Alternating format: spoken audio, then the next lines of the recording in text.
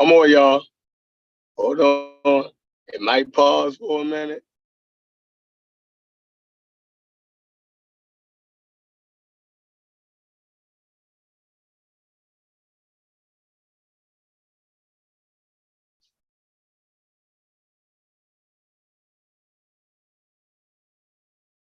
All right, there we go.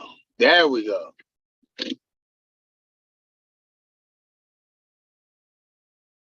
Damn it. This shit was hard as hell.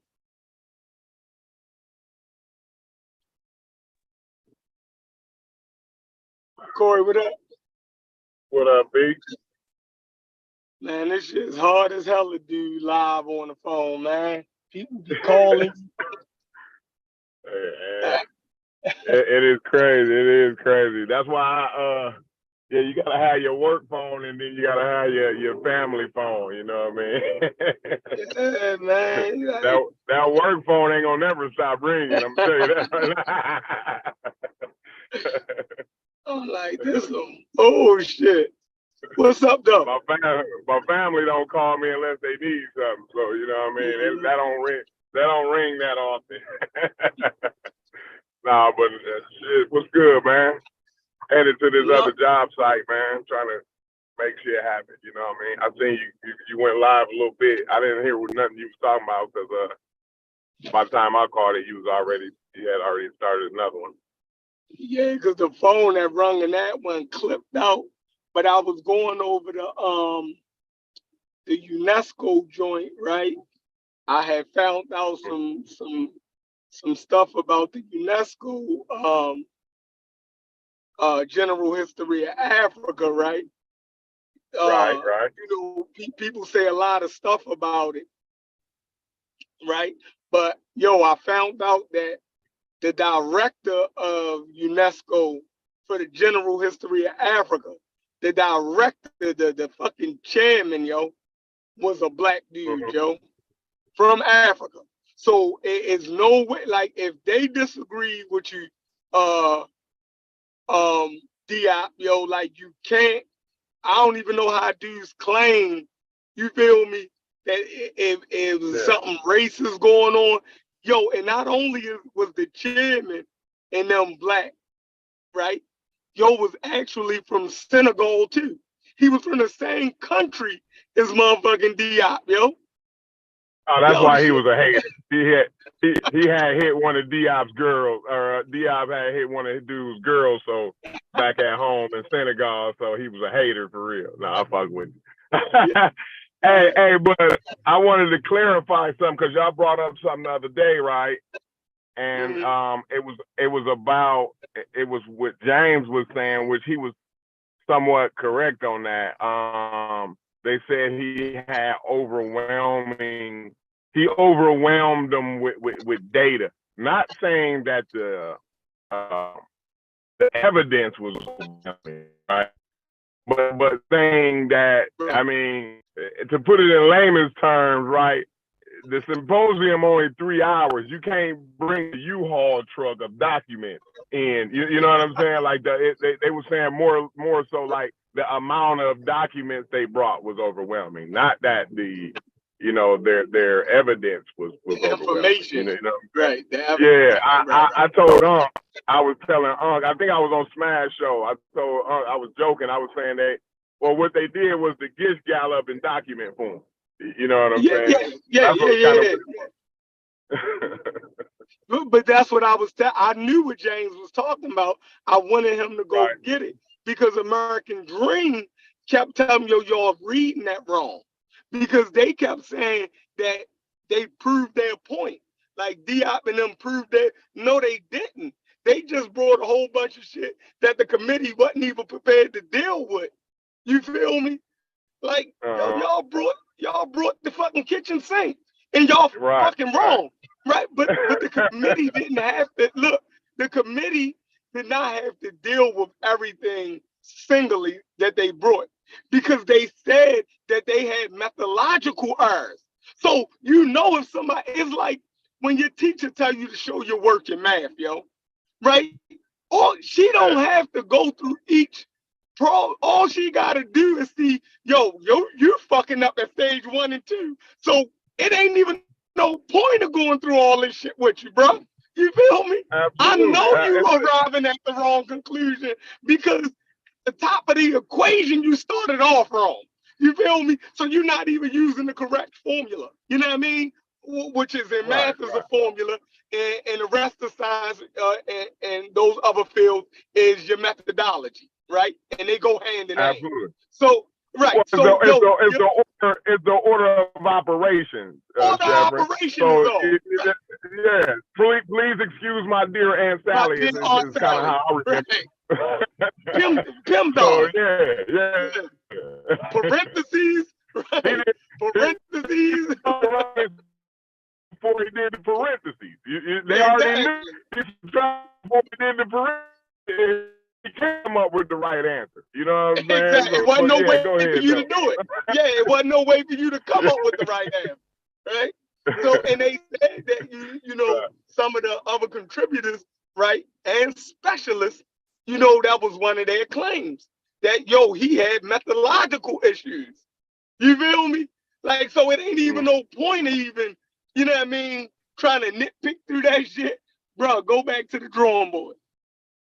Damn. Yeah, but and then it's good you bring that point out too, because it's kind of a little difficult or somewhat counterintuitive to someone who's a little bit more layman on that, because they'll say, well, yeah, his methods wasn't all that good, and they probably just didn't like his methods, but that don't mean he wasn't right. You see what I'm saying? Like, yeah. I'm starting to when I start to try to explain things, I'm starting to use those conscious community arguments to help me clarify it a little bit better. You see what I'm saying? Mm-hmm. So I would say, well, what would they say to that? You know what I'm saying? It's like, and I figured they would say, well, yeah, they might have not liked the way he did things, right? But that don't mean he was wrong. You see what I'm saying? Maybe he started out this way and that way, and usually they like to do it this way and that way, but that don't mean his conclusion was wrong. You see what I'm saying? Mm-hmm. But absolutely, when you put it in mathematical terms, it's much more clearer when you let them know, bro, you didn't do the order of operations, bro. Right, you know exactly. Exactly. Yeah. And that was, so they think that everything supposed to be addressed singly, right, and dealt with on that basis. And that's one of the things Unc was saying. The fact that he was using outdated racial models, you know what I mean, knew that his methodology was fucking off. You can't even plug that into the equation and think you about to get, you know what I mean? Right. You just threw a fucking wrench into your own fucking formula. So it ain't no way you're gonna arrive at the, you know what I mean, at the correct answer. Because those outdated rigid racial models did not fit for the whole of Africa. And Corey, we've been saying this for 2 years, yo. We've been saying this shit for 2 years. We act like a Wikipedia article is the hardest thing to read. It is not. The Wikipedia. They made it for us. They made it for us. They made it for us. Fucking Wikipedia, yo. It is on our reading comprehension level, yo. Yes. And when they say this, go ahead. And that's why I said, and there was a couple shows back on your channel, I said the whole going to get the source shit, that shit is way overrated, and it bogs the conversation down. Because you can just wiki this shit. That's wiki. Bro, you don't need to be reading journals. Nobody needs to be reading the body of a scientific article. Now, fine, I can understand a motherfucker wanting to go down and hit the conclusion and maybe scrounge over the abstract a little bit, but the body of that work, that's not. If you're reading, you ain't that, gonna understand that. Right? Up. It's no understanding in that shit for us. Yeah, no, you ain't supposed to be reading the body of that work, bro. So what Wiki does is it takes that body and it puts it in layman's terms for you. Yeah, summarizes it for you. It gives you better terminology than the technical terminology. You know what I'm saying? It puts the words in a better way for you. So yeah, I mean, other than what are you gonna do? You can't Encyclopedia Britannica. I think Wiki way better than them now. I think Wiki done surpassed Britannica. They on the same level. They on the same level, but I think Wiki updates a little bit more frequent than Britannica, right? So yeah, I think Wiki is more community. Britannica is more private, and don't you got to pay for that? Yeah, don't you got to pay for Britannica and all that? Yeah. You can get the general article, but to get in depth, I think it is a subscription based. Yeah. Wiki got it going on. Ain't nobody doing it like them. You know what I'm saying? Like they got it going. If you want to get a general understanding of said subject or whatever phenomenon, right? You can get it in Wiki, and they'll get you to where you need to begin at. You know what I'm saying? They'll get you to, and if you want to get in depth, they'll get you there too. You know what I'm saying? So I don't have a problem with Wiki. Yeah. Only people that got a problem with Wiki is when Wiki is kicking their ass. You feel me? Right. When Wiki kicking their ass, Wiki ain't no good. You feel me? Yeah. And that's me.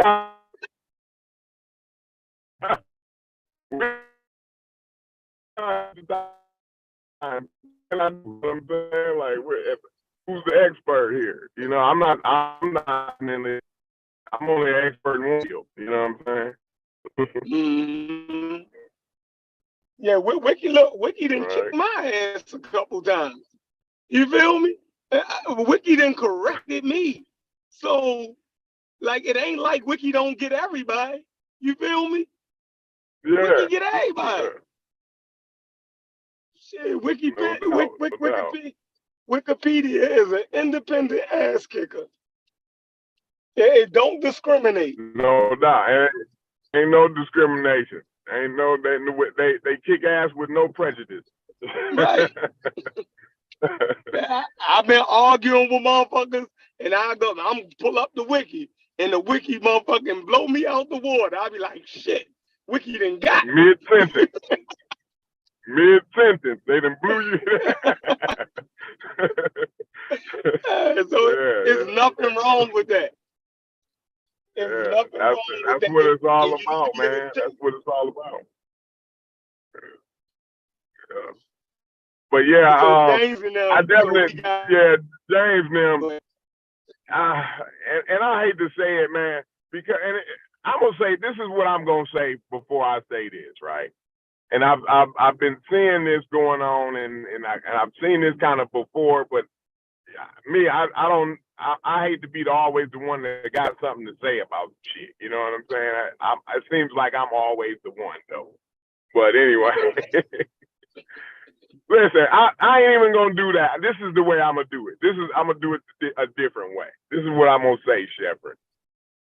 If you are taking part in the great debate community or this debate community, I don't know what we want to call it, this community, right?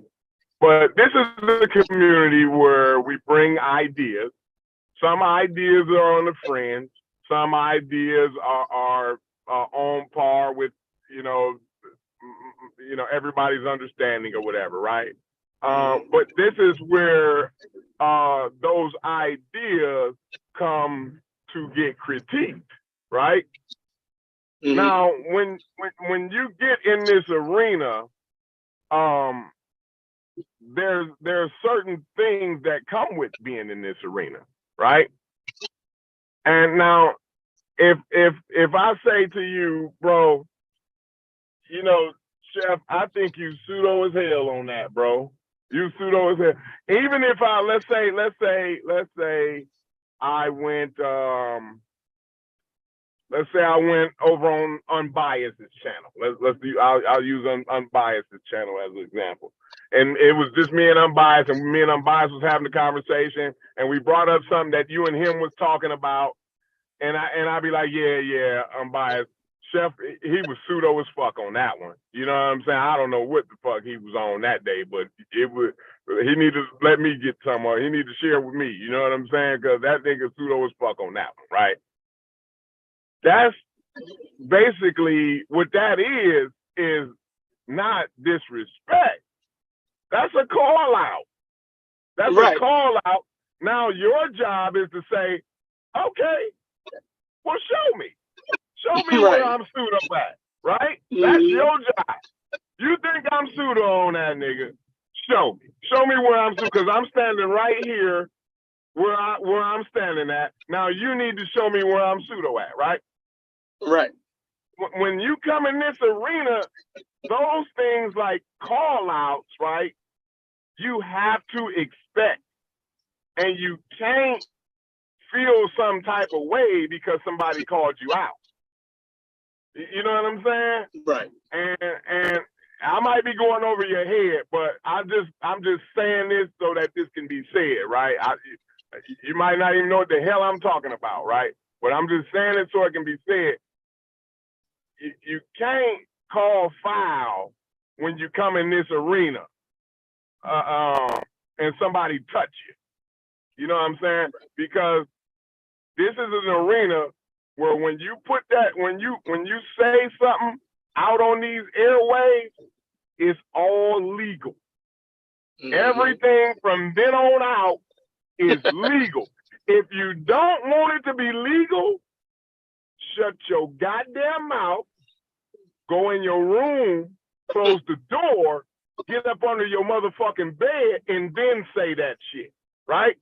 Because when you come and say it out on these airwaves, you best believe it's gonna be, and it's legal to be critiqued and analyzed. You know what I'm saying? And so we can't be offended by that, right? Now I done went on a little rant and I forgot what even triggered that, but I did want No. I'm with you. I'm with you. Yeah. I'm with you. Yeah, and I know exactly what triggered it. You probably don't. You dig what I'm saying? But no, I know. You dig what I'm saying? That I caught it from the get-go. All right. I pretty much knew you'd be picking up what I'll be laying down, but you know, that's all, man. I just want to say this. You can't get mad when you get called out, right? And you can't get mad about who called you out. You feel me? Right, right. And Corey, if you call me out today or tomorrow, I gotta answer that shit. You feel me? Just because we kick it, right? Just because we kick it, nigga, you ain't supposed to agree. Yo, brought us in the game and we disagreed with that nigga. You feel me? From day one. From day one. It ain't no we started our FaceTime chat. We argued with that nigga from day one, man. But go ahead, Chef. Yeah. You know, motherfucking disagreement. I mean, it's gonna be disagreement, but that's what gets you sharp. Like, yo, I was saying the other day, right? I'm like, yo, we used to get Unc every day, right? And I was talking to Unc about this. I'm like, yo, we used to jump this nigga every day. Soon as we opened our eyes, we on that nigga head, yo. Man, Unc took some of the worst beatings, man. We was all over that. But I said, Unc had he was more YouTube savvy than us, right? So he was more debate. We couldn't get him one-on-one. We already knew, right, or whether we know he's right or whether we know whatever, who's right or wrong, whatever. We both know we're not gonna be able to get him one-on-one. We're jumping him every time. We're gonna jump him every time. You know what I'm saying? But yeah. Yeah. So I'm like, yo, I know we already won the conversation. You think what I'm saying? Yo, and we'd be exhausted, right? Yeah. So now at this point, we fucking exhausted. This dude, now we've been arguing since 6 o'clock in the morning. You feel me? We've been texting, we've been FaceTiming, right? We beat him down. This dude got another gear to him, yo. You feel me? I got a whole nother gear. So we already exhausted all day. And we know we done got him. We know we done beat him into submission. He hit another gear. Now he gonna hit the live button. You think what I'm saying? We already exhausted. And it's like he fresh as a motherfucker. He didn't hit the button. And we like, we thought we already settled that, yo. You feel me? Now we got to go through this all over again in front of 100 people, right? Like, now, all right, you got it, yo. You feel me? And then he bring it all the books. Once we get 100 people in the building, that's his home court. He on the field then, you know what I'm saying? No doubt. It's like Floyd Mayweather say, right? Floyd Mayweather say, you know, because they always talk about this person got the best of them in practice, you know what I mean, in the gym or whatever, you know what I mean, doing training camp. And he said, yo, that's just training camp, yo. He like, I perform better than y'all under the lights. You dig what I'm saying? When they count, you dig what I'm saying? He said, of course y'all could do good because they said Earl Spence beat Floyd Mayweather up in practice before. And Floyd like, yo, that was just training, yo. You know what I mean? Like, yo, I do this on that level. I ain't in the gym to make y'all to make it look good. I'm in the gym to work my shit out. You dig what I'm saying? I'm in the gym to prepare me for the big stage. You feel me? So I'm like, dang, yo, Floyd Mayweather got a point. But that's what Unc used to do. He used to make, it was attrition. You know what I mean? I'm going to wear these niggas out all morning. I'm going to flush out all their fucking arguments. You dig what I'm saying? By the time 8, 9 o'clock run around, them niggas would be tired of talking about this shit. You feel me? And I got the crowd on my, you know what I mean? I got the crowd on my side. Look, all I got to do is come in, Black African power. That's it. That's it. He got the crowd going, goddamn. They're gonna say his little cadence with him and shit. The crowd, you know, they at home saying the cadence with him. What's good? What's happening? That motherfucker. Hey, man. I might go in and out, right? Because I'm pulling into the driveway. So, but you know. All right, that's cool. Hey, yo, somebody got. Let me see if I can throw the link in the chat because I got a few minutes.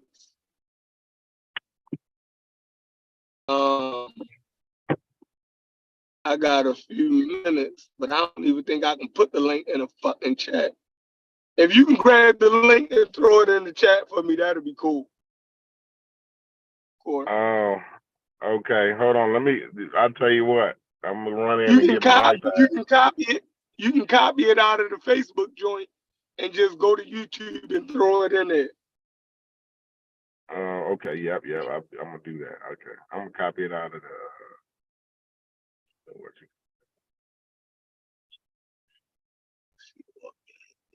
Capture. Go to YouTube. Brendan, what up? Shakira, what up? Yo, Isonic came on the other night. I didn't even know Isonic was African. That was dope though. Andy from Somalia, he came on the other night. You know what I mean? And he, you know, had a nice little perspective for us. You know what I mean? Yeah, it's in there. It's in there now. Oh, all right, cool. Yeah, I'm gonna try to read the rest of that UNESCO because my damn iPad died.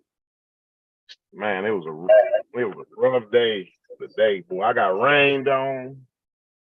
I changed clothes twice at work today, man. It was a motherfucker today at work, bro. That's bullshit. But yeah.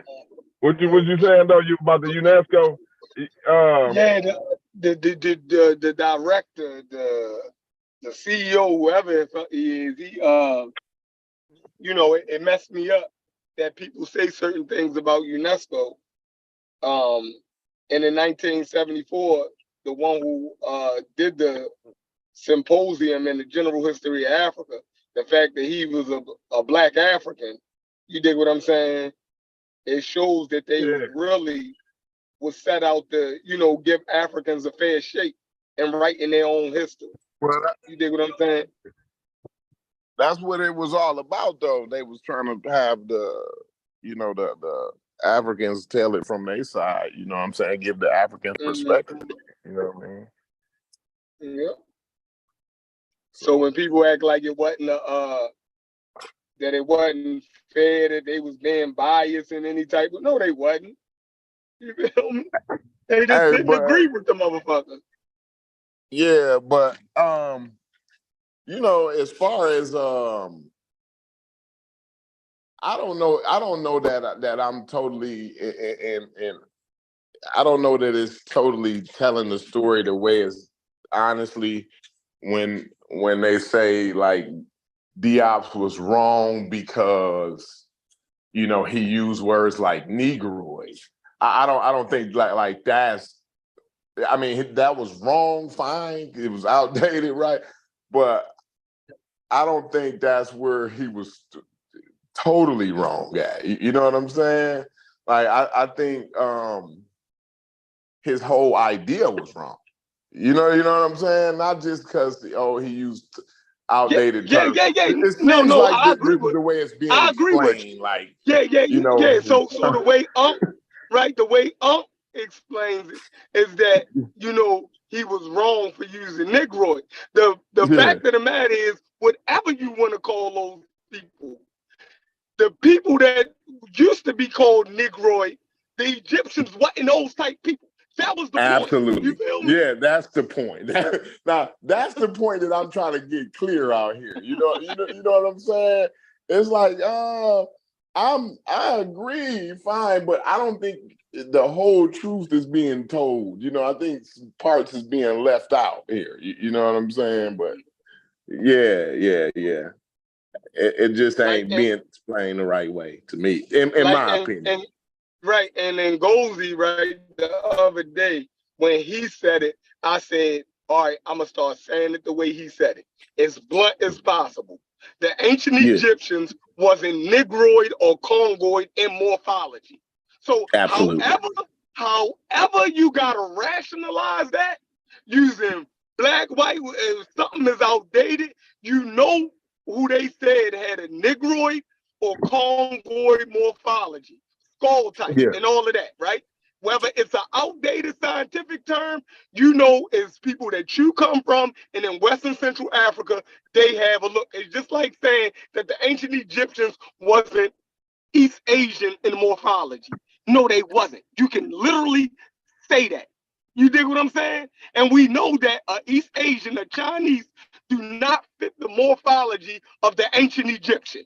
So you can say that. So the same thing, we can say that the ancient Egyptian, right, don't fit the West African, Central African, and other terms, the racial terms that they used to use. Those people was classified under Negroid or Congoid. The Egyptian wasn't that morphology of people. Now, whether you want to call it black, white, the racial terms, like it just needs to be said clearly to these people, so they can't run behind they was dark skinned and you act like you ain't saying this, but you really saying it. No, plain and simple, they wasn't Negroid or Congoid in morphology. You know who was classified as Negroid and Congoid. Go look at yourself in the mirror. Go look at people from Western Central Africa and the sub-Saharan population. The ancient Egyptians was not those type of people. They didn't look like that. And that's my point too, Chef. But the problem is too how I feel, and you might not feel the same way on this one, but for me, the Negroid and Congloid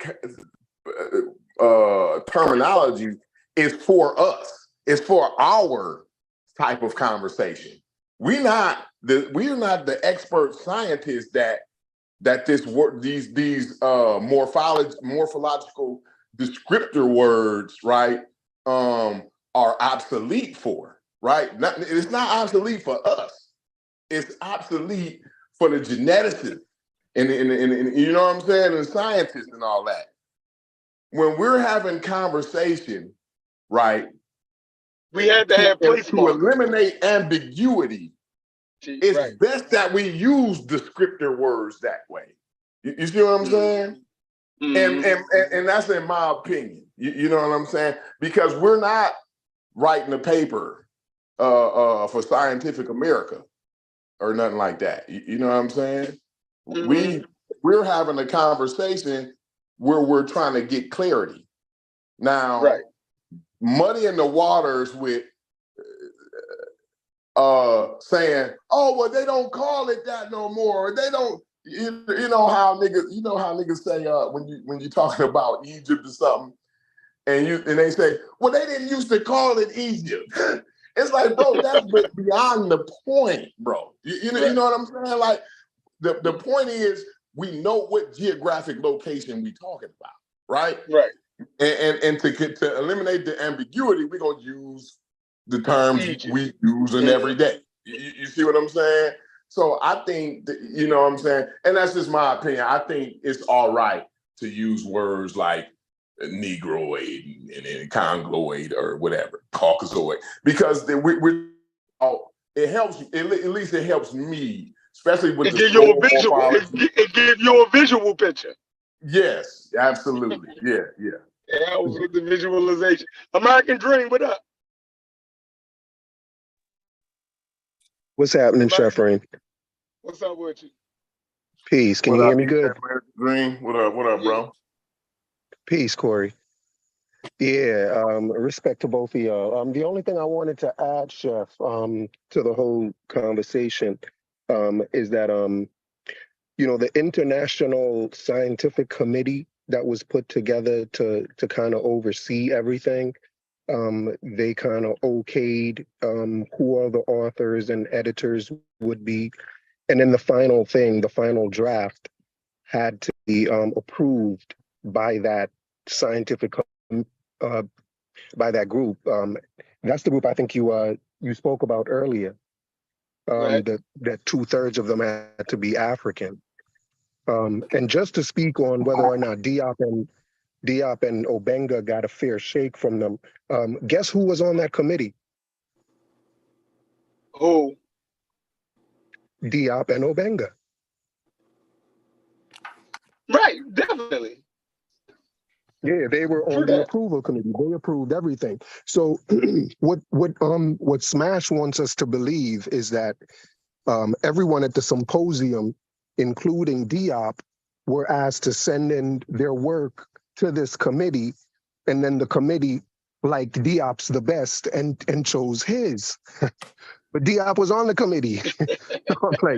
I'm like, how is it? How does that not make a difference in anything? Like, that's like being in a rap battle and your opponent is one of.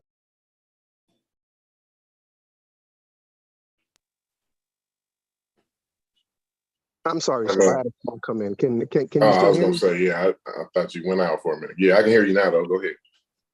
Yeah, it's just really interesting to me just to know that both Diop and Obenga were on that committee, and to say they didn't get a fair shake is kind of ridiculous. Hang on, I got a call coming in.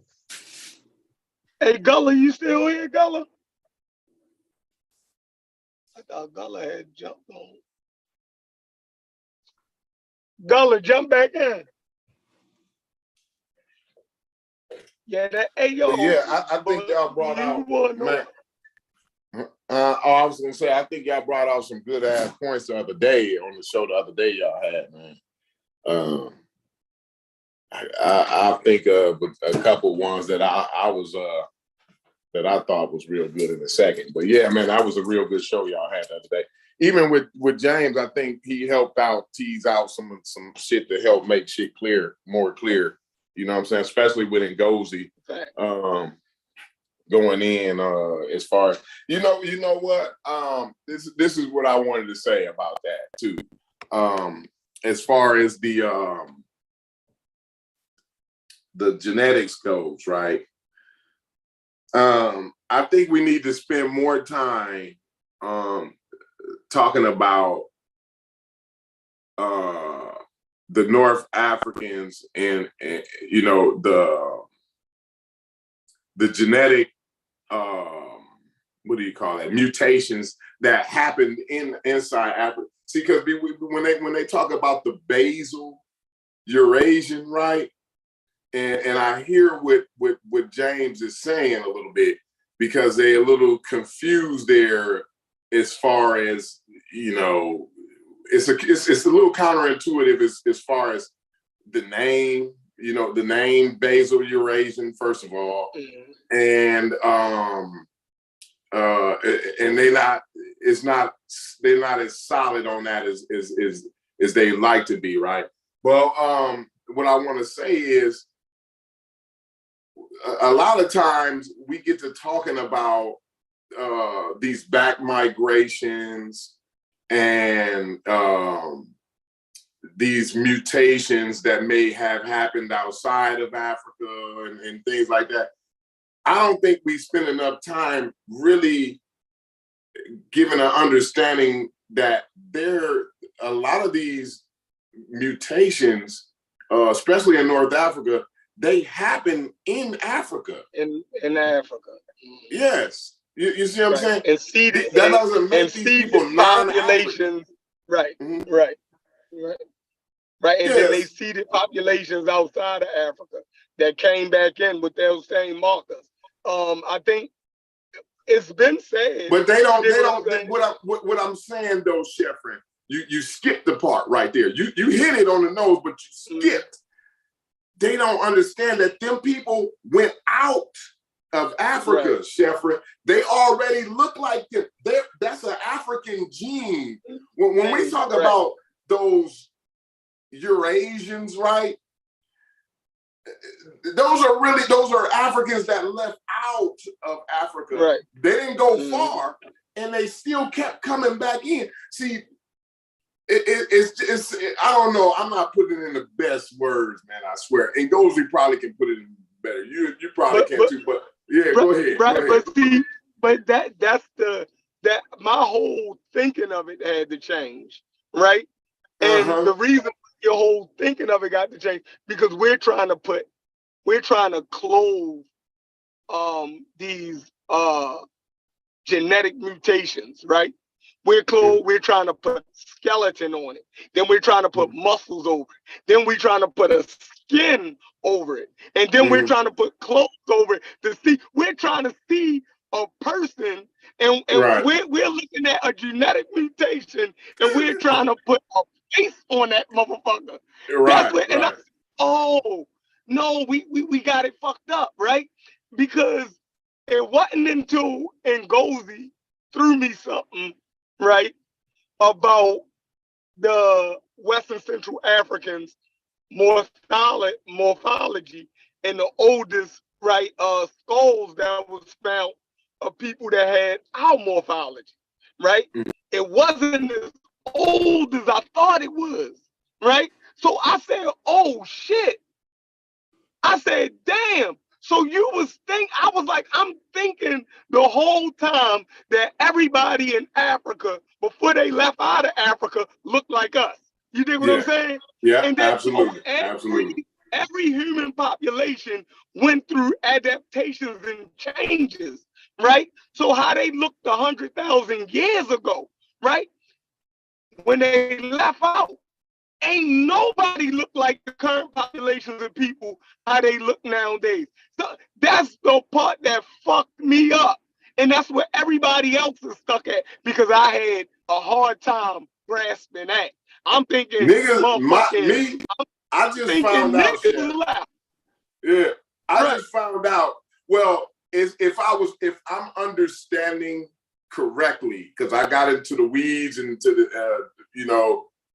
a few like last year, when we was deep into the argument with right? Niggas that look like me ain't that old, bro. Like, Yes. I thought 5 years ago, I was under the impression that I'm the oldest nigga on the planet. I'm the oldest nigga on the planet.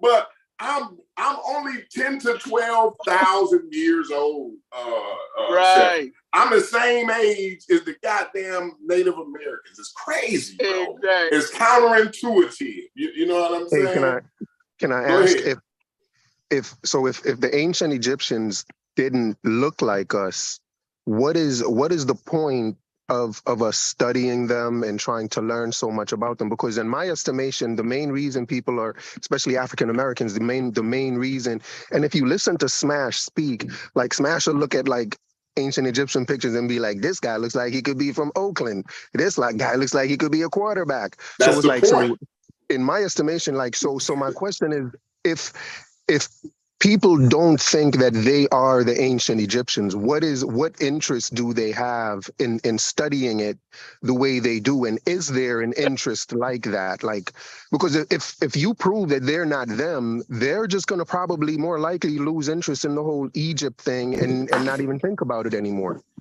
More than likely. You're absolutely right with your conclusion on that. You're absolutely right. But you said it in that. I mean, they think these people is the nigga standing on the corner drinking a 40 ounce. He could, just like Smash say, well, he looked like he could be from Oakland. He looked like my homeboy around the corner. That's the whole point. Now the thing is, they say little things like that and not be totally clear, because I've been trying to explain to people, and if y'all don't know what it is, y'all might want to look this word up. But it's, let me think about it real quick. Let me think of the word real quick. It's where you it's called plausible deniability. That's what it is. Plausible deniability is where you saying things, but you ain't saying things. This is what they get mob bosses. This is why they bought the RICO. This is why RICO statutes came in. Because the mob bosses had all the plausible deniability in the world. I'm just saying, bro. I'm just saying, I hated for something to happen to his restaurant. I didn't say I was going to come burn it down. I'm just saying he had a nice restaurant, and it would be a shame if something happened to the restaurant. You see what I'm saying? That's called plausible deniability right there, right? And usually, most of the time, only leaders, somebody leading a group of people can do those types of things, right? So Smash is a leader. He got his own channel. He got followers, and you know, he even has members to his channel, right? And let Unc tell it, right? He got the pseudo army behind him too, right? I just had to throw Unc under the bus a little bit. I threw you under the bus to get mine. I threw Unc under the bus to get mine off, right? But yeah, though, man. That's what it is, though. American Dream. That's the best way. At least that's my opinion. Yeah. Yeah, because of that, I'm kind of wondering, you know, it just seems like the idea of them having the connection because they think that's who they are. Like, it just seems so similar to me to the whole Black Israelite thing. Like, if Black Americans didn't think they were those ancient Israelites, would they even want to be interested in that religion? They probably wouldn't. So, like, I see like a lot of parallels, like the people who want Egyptians to be Black kind of have that same religious thing that they're trying to fulfill that Black Israelites do. It just seems so similar to me, that it's just the same type of religious type of yearning that they have to be connected to something. Yeah, I don't think Tazariot would be out there wearing them spikes and shit if he didn't think he was a Jewish Israelite, whatever, right. Israelite, yeah. So same thing. Like I'm saying, like listen, and I always give out bits and pieces of my private life, right? A little bit, just to make myself like not perfect. You know what I'm saying? Like, bro, my daughter, my 8-year-old, her name is Aset Ma'at, bro. That's her government name. This is not her nickname. This is her name is Aset Ma'at, bro. Right? Beautiful name. Now I'm saying I'm not there anymore, right? But I don't regret naming her that name because I think the name is beautiful. I actually just like the name, right? But before I was in a different place. You see what I'm saying? Now I was always kind of not all the way there. I always think about church when I think about the whole Egypt thing, because if I'm really honest to myself, I never believed it before. You know what I'm saying? I always thought it was something wrong because like my cousins and them, they could catch the Holy Ghost and shit, and they seemed like it was real to them, but it was just not real to me. So maybe something was wrong with me, right? But if I'm honest, I never believed it, right? Same thing with the Egypt thing, like, because if I would always go back to my schooling education, like when I be having these conversations, right, I kind of veer back to schooling, right? And it's like, bro, no, they didn't. And then a lot of people be like, well, they taught me in school that that Egypt wasn't in Africa. And I be trying to figure out, like, man, what schools did you go to, bro? You guys were traumatized, right? That was never a debate to me. And then that's another thing, like when they say, well, that's just a Cairo symposium because the white people was trying to take Egypt out of Africa. And it just don't register to me. Like, bro, why did y'all entertain that? Why did any black people entertain white people when they was trying to take Egypt out of Africa? When we know about when we were in third grade, right? We learned about fault lines and plate tectonics and shit like that, right? So we already know what the African plate is, and it's all counterintuitive. It's all counterintuitive to me. But I said all that to say, like, we all start somewhere, and it's okay to grow. And I think the reason why Unc get a lot of pushback is because a lot of people don't want to see him. They don't appreciate him growing. Like, he's supposed to have the same train of thought as he did 2 years ago or 5 years ago or 10 years ago. Bro, if you haven't changed your mind about a lot of things, I'm talking about since last year, bro, then you stagnant. You're not gaining any information. What that means is you already knew everything last year. So this year ain't nothing else for you to learn, right? It's a lot of positions that I had once before, and it progresses. It's not it don't jump from one thing to the next thing, right?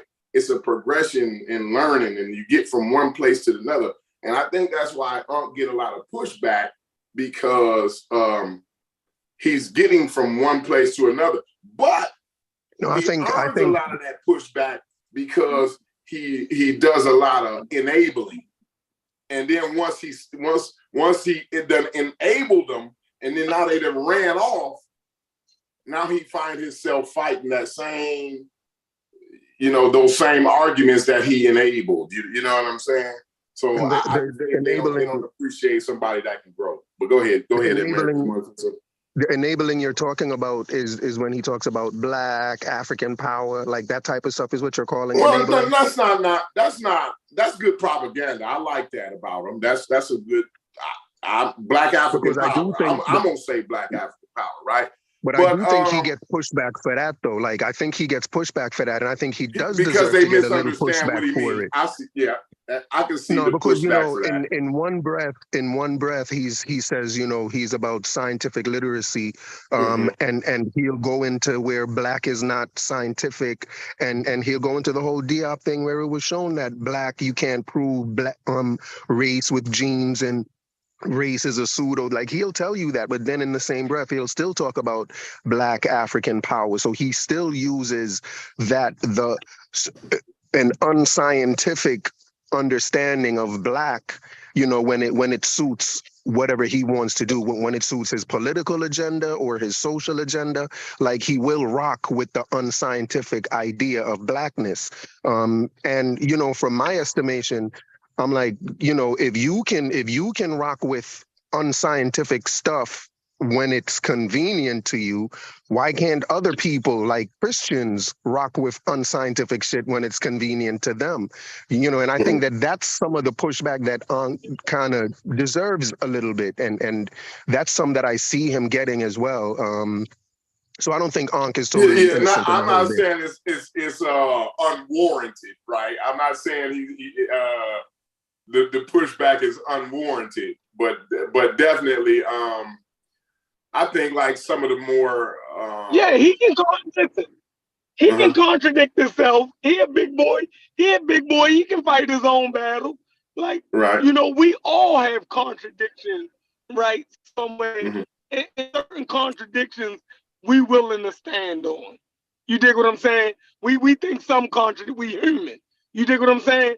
We're not cookie cutter. So it's some contradictions that I'm willing to stand on and fight because I think it serves a purpose.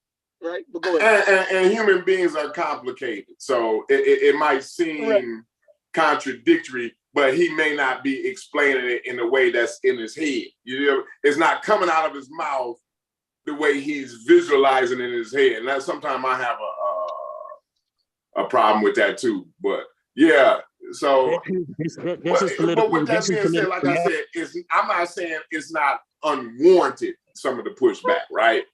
Because the same arguments that he had to use to fight against me and Sheffrin, he's having to use those same arguments to fight against, pseudos, right?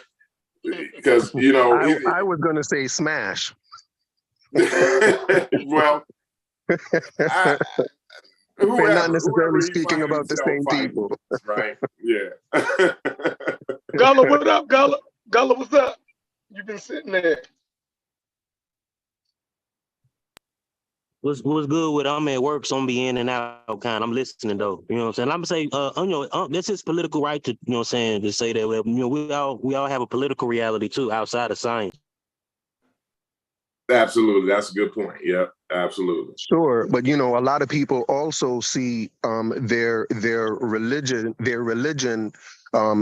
as a political tool as well, and they see their Christianity as a political identity as well, and we can't tell them that they shouldn't have that identity for whatever reason it serves them, but we're going to hold on to something that serves us for whatever reason, right? And not necessarily have a reason for it. American Dream, that is a good point. Hold on. It is. American Dream. Don't even talk past it. You made a great fucking point. It don't need you're 100% right. And we all do it. It's a contradiction. You know what I'm Absolutely. saying? Because I'm still Black, right? And I'm still African. So I still make the same mistake. You know what I mean? The same contradiction that Unc makes, I'm making it too. But you're pointing out that it is a contradiction. And it is. Indeed. The whole idea, the whole idea of... Indeed, and on some level, I think we are kind of allowed to make those mistakes. But I think you did say we all kind of contradict each other at some point. But I think at some other point when I realize my contradictions, I think what I learned from it is not to what's the word I'm looking for? When I realize my own contradictions, I don't hold other people's contradictions against them. I don't speak out against their contradictions. Like, I would feel hypocritical if I was on a panel speaking against people wanting to be religious when I myself consider myself black, and I know that being black is itself a religious idea because there is no scientific base to it. There is no historical base to the idea of black. There is no historical people that call themselves black people. Like, it's all a mythical thing that we made up in our heads, and it's just as religious. Like, our connection to it is just as religious as the black Israelites' connection to being an Israelite, our connection to being black, this thing called black. And, you know, I would just find myself hypocritical to speak against someone who wants to be an Israelite when I'm here trying to be black. And they're both just stuff that we've made up in our head. It's a good point. I told you it's a good point. Mm-hmm. You know what I mean? Yeah. So the way I deal with that contradiction for myself, though, American Dream, is, you know, when I say I'm black, right? I'm recognizing my ethnicity, right? And the history that goes along with it, right? It's something that I wear as a badge, because of what our people been through, right? So by me saying I'm black, I'm saying, you know, that I'm in lockstep with, you know, the so-called black experience, right? That's what shaped me. That's what shaped my family. You dig what I'm saying? So I'm trying to be in solidarity with my ancestors and with my community. So that's why I acknowledge the blackness, and I don't veer away from it for the sake of contradiction. You dig what I'm saying? So that's how I look at it. It makes sense. Well, because it's not. I want to say two things. Science itself is a social construct anyway. But so, you know, I think we put a little too much weight on that phrase, right? But so what I wanted to say though is what you were just talking about, Sheffrin. You don't have to be able to write it out in a scientific paper in a scientific way, but that's innate. That tribalism, that me and you, we don't. Sheffrin, you from Baltimore, bro. If I never met you before, and I moved to Baltimore, and me and you, we so happen to work at the same factory, right? We the only two black people in there, bro. We gonna click automatically. You see what I'm saying? Even if we ain't the only two, we gonna still feel what's up, bro. I mean, it's just something. And you know what? White people ask me all the time. They be like, why do y'all acknowledge each other like that? Like, you know, the what's up, the head nod. You know, they from on the outside looking, they see that. And I'm saying what it's innate in us, right? It's innate in us, right? But it's like, man, it's they kind of envy that about us, right? But that's innate in all groups. You see what I'm saying? We just have that tribalism is gonna be there. So that the fact that we black, that's just that innate tribalism. You see what I'm saying? That's all that is. It's not nothing necessarily something that you can say, well, these are the things that make you black. You know what I'm saying? It's not that. It's just that recognition that empathy. It's empathy, right? You, as a human being, even if I take a knife and I act like I'm gonna stab my hand, but I don't, I can still get Sheffrin to kind of like wince a little bit, like, because the fact that empathy, that innateness to understand, I've been where you've been at. I know what it feel like to get poked in the hand. I know what it feel like to be a black man. You see what I'm saying? There are certain experiences that only me and Sheffrin or me and Gullah and American, only we as African Americans, right? Not even those people in Africa can have. When you see an African, he ain't gonna give you that head nod.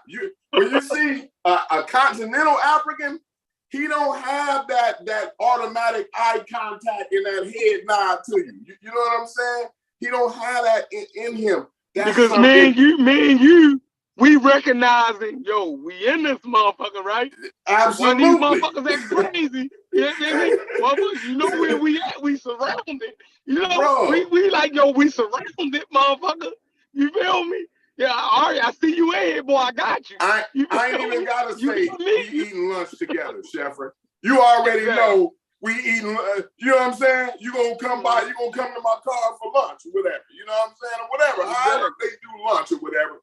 Me and you gonna conversate about what's going on in this bit. Now you know you gotta watch out for Ted. Don't fuck with Sheila. Don't even fuck with Sheila at all. You know what I'm saying? Like these are the type of innate things. And that's that tribalism. And I think that's what we mean more by Black than anything. It's more of a tribalism thing and not so much in the realm of science, right? So that's where I'm at with that. That's the value of it. Indeed. If anybody and wanted if to know the value, I mean, that's the value that I get out of it, right? But go ahead. Sure, and if you think about it, that's the value that most religious people get out of their religion. Absolutely. Yeah, so it really is. I get headlines by a few brothers from the continent, though. Depends on, I guess it depends on the situation. But I this brother, I ain't never got that before, and I'm from the continent, right? Man, I got a lot of family members. Well, I'm not from, but I got a lot of family members from the continent. But only my American side do that. Like my uncles and shit, they know how to come. What's up, nephew? Dap a nigga up, goddamn it. You know what I'm saying? What's good, nephew? What's up? You know what I mean? Like, it's only us, bro. We our own tribe here. Whether we like it or not, I know everybody want to love Africa, right? And me having two groups, two sides of my family, I can see it more plain. It's a lot more plain than me, right? And the fact of the matter is, I can see the difference because I identify with my African American side, right? And it's not even my mom. It's my mom's side. That's the continental side. So like the bond with the son and mom is there, right? But I'm saying like the family members, right? I don't got that connection with my uncles and cousins. I love my uncles and cousins on that side. But man, when I see my uncles and cousins, my African-American uncles and cousins, especially my ones from down south that I don't see. They show that love. Man, it's nothing but love, man. It's different. It's different. I can go back to Ghana today. They be like, hey, they'd fix me some food and show me love, but it's not that deep love that I can connect with. You know what I'm saying? I don't know how to explain it, but like I said, I just identify more with my African American side rather than my continental side. You know what I'm saying? Indeed. So, let me ask another question if I can. Oh man, that question was right on the top of my head and then just walked right out. I hate it. It was like, I'm out of here. Question. Yeah, it came back. It came back in. The idea, like Diop only said that the ancient Egyptians were Black, right? The idea that African Americans have taken it, and saying that they are now descendants of those people, that's something different than what Diop was talking about. And I don't see anywhere of Diop making that connection. So I'm wondering, where did that idea come from? The idea that African Americans somehow Dr. are connected to the ancient Egyptians. Was that Dr. York? Was that who? Dr. Ben. Where did that idea Dr. come from? Dr. Ben. I blame him. I'm sorry. Like everybody be acting like they don't want to say it, right? But I'm going to say it's, to me, in my opinion. Now I could be dead wrong. Somebody can show me I'm as wrong as two left shoes, right? But as far as right now, where I'm standing at right now, it's all Dr. Ben's fault. That's who it is. He's the greatest master teacher that can't nobody never say nothing about. The greatest. That makes a lot of sense. Name a greater master teacher than Dr. Ben. Go ahead, let me hear it. Who graded? Crickets. Right. Dr. Ben is the greatest master teacher that ever graced the conscious community. You know what I'm saying? He is Jesus himself. I think people would put Diop over Dr. Ben, don't you think? No, you fooling yourself. You fooling yourself. Just given Diop's credentials, because Diop's credentials were actually real, right? No, but Dr. they think Dr. Ben was known for kind of just faking his credentials. No, they don't know he was faking. They actually think he had all these different degrees and shit. So you got to consider that. I think they know. No. I don't know, man. Yeah, I'll give it to you that he may be the one that started the whole African American Egypt connection, but to say he is the conscious community's Jesus, I don't know if you think it's Sheikh Anta Diop. But he's up there. If he's not Jesus, he's definitely Peter or something. But you think it's Sheikh Anta Diop? Yeah, I think Sheikh Anta Diop would, for me, kind of be, because Sheikh Anta Diop was kind of like the father of the whole. They know about Sheikh Anta Diop. They know about Dr. Ben first. They don't even know about Sheikh Anta Diop like that. Yeah, sure, yeah. I think most of, but I do think that most of Dr. Ben's ideas came from Diop, and that Dr. Ben just kind of made additions to it or expanded on them.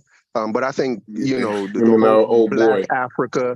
whole Black Africa idea all came from Diop. Like, he's the one that was pushing that whole Black Africa, that all of Africa was one united had one united spiritual connection, that they were one people. Like that was really Dr. Ben that brought that out to Dr. Diop rather, that brought that out to the forefront. I think y'all may be right that Dr. Ben is more known in the conscious community. But I think most of the ideas that they hold are kind of based more in Diop than in Ben, because most of Ben's ideas are based in Diop. He brought the formula, you saying. Diop brought the formula, basically. Yeah. Indeed. Yeah. I could probably go with that. I'm not sure where they were at in age as far as that. I guess I'm assuming Diop was Diop older than Dr. I believe so. Yeah, I mean, I could be wrong, but I do believe so. Right. I don't know that matters, but like who's older or whatever. But yeah. I would say, good to know. I would, if I was to answer the question of who I think is a more formidable opponent to go against, and I think Diop, like I said, he's much more. He has a lot better credentials. So I think Diop is, and his work, a lot of his work on linguistics, a lot of his work on iconography was used by the was accepted by mainstream and is still accepted today, and really helped to strengthen the idea that the Egyptians were Black. So Diop, I would say that Diop contributed a lot more to any branch of science that you can think of than Dr. Ben did. I don't really know of what I would say is a contribution that Dr. Ben made that's sustaining and lasting and really, accepted by mainstream scientists. Well, I don't think no, because Diop was actually he was a real doctor. He was a real physicist, right? And he did do good work. As far as his work in linguistics and everything, I'm talking when I say when I talk about Dr. Ben, I'm talking more how influential he was, because he did the Egypt tours and shit. I don't think nobody was doing that. I could be wrong, but I don't believe anybody was doing those tours before Dr. Ben. You know what I'm saying? Taking. Indeed. I would concede to that he is more influential. I would concede to that. Like, I wouldn't really argue much against that. I think he has had a really big voice. Yeah. I think he's the one who got to every. Go ahead, Gella. You got George G.M. James and you got Chancellor Williams too. You know what I'm saying? Absolutely. But I'm gonna say what American Dream say. I think kind of Dr. Ben kind of got those foundations and kind of tweaked it in a way where he was more influential with those ideas, basically. You know what I'm saying? Is that basically what you was trying to say there, American Dream? Yeah, Kinda? absolutely. Yeah, Yeah. yeah, absolutely. I think he Right. more. I think where Diop said the ancient Egyptians were black, Dr. Ben took it and said those black ancient Egyptians were African Americans. Right. Absolutely. Yeah. Yeah. There you go. There you go. Yeah. Yeah.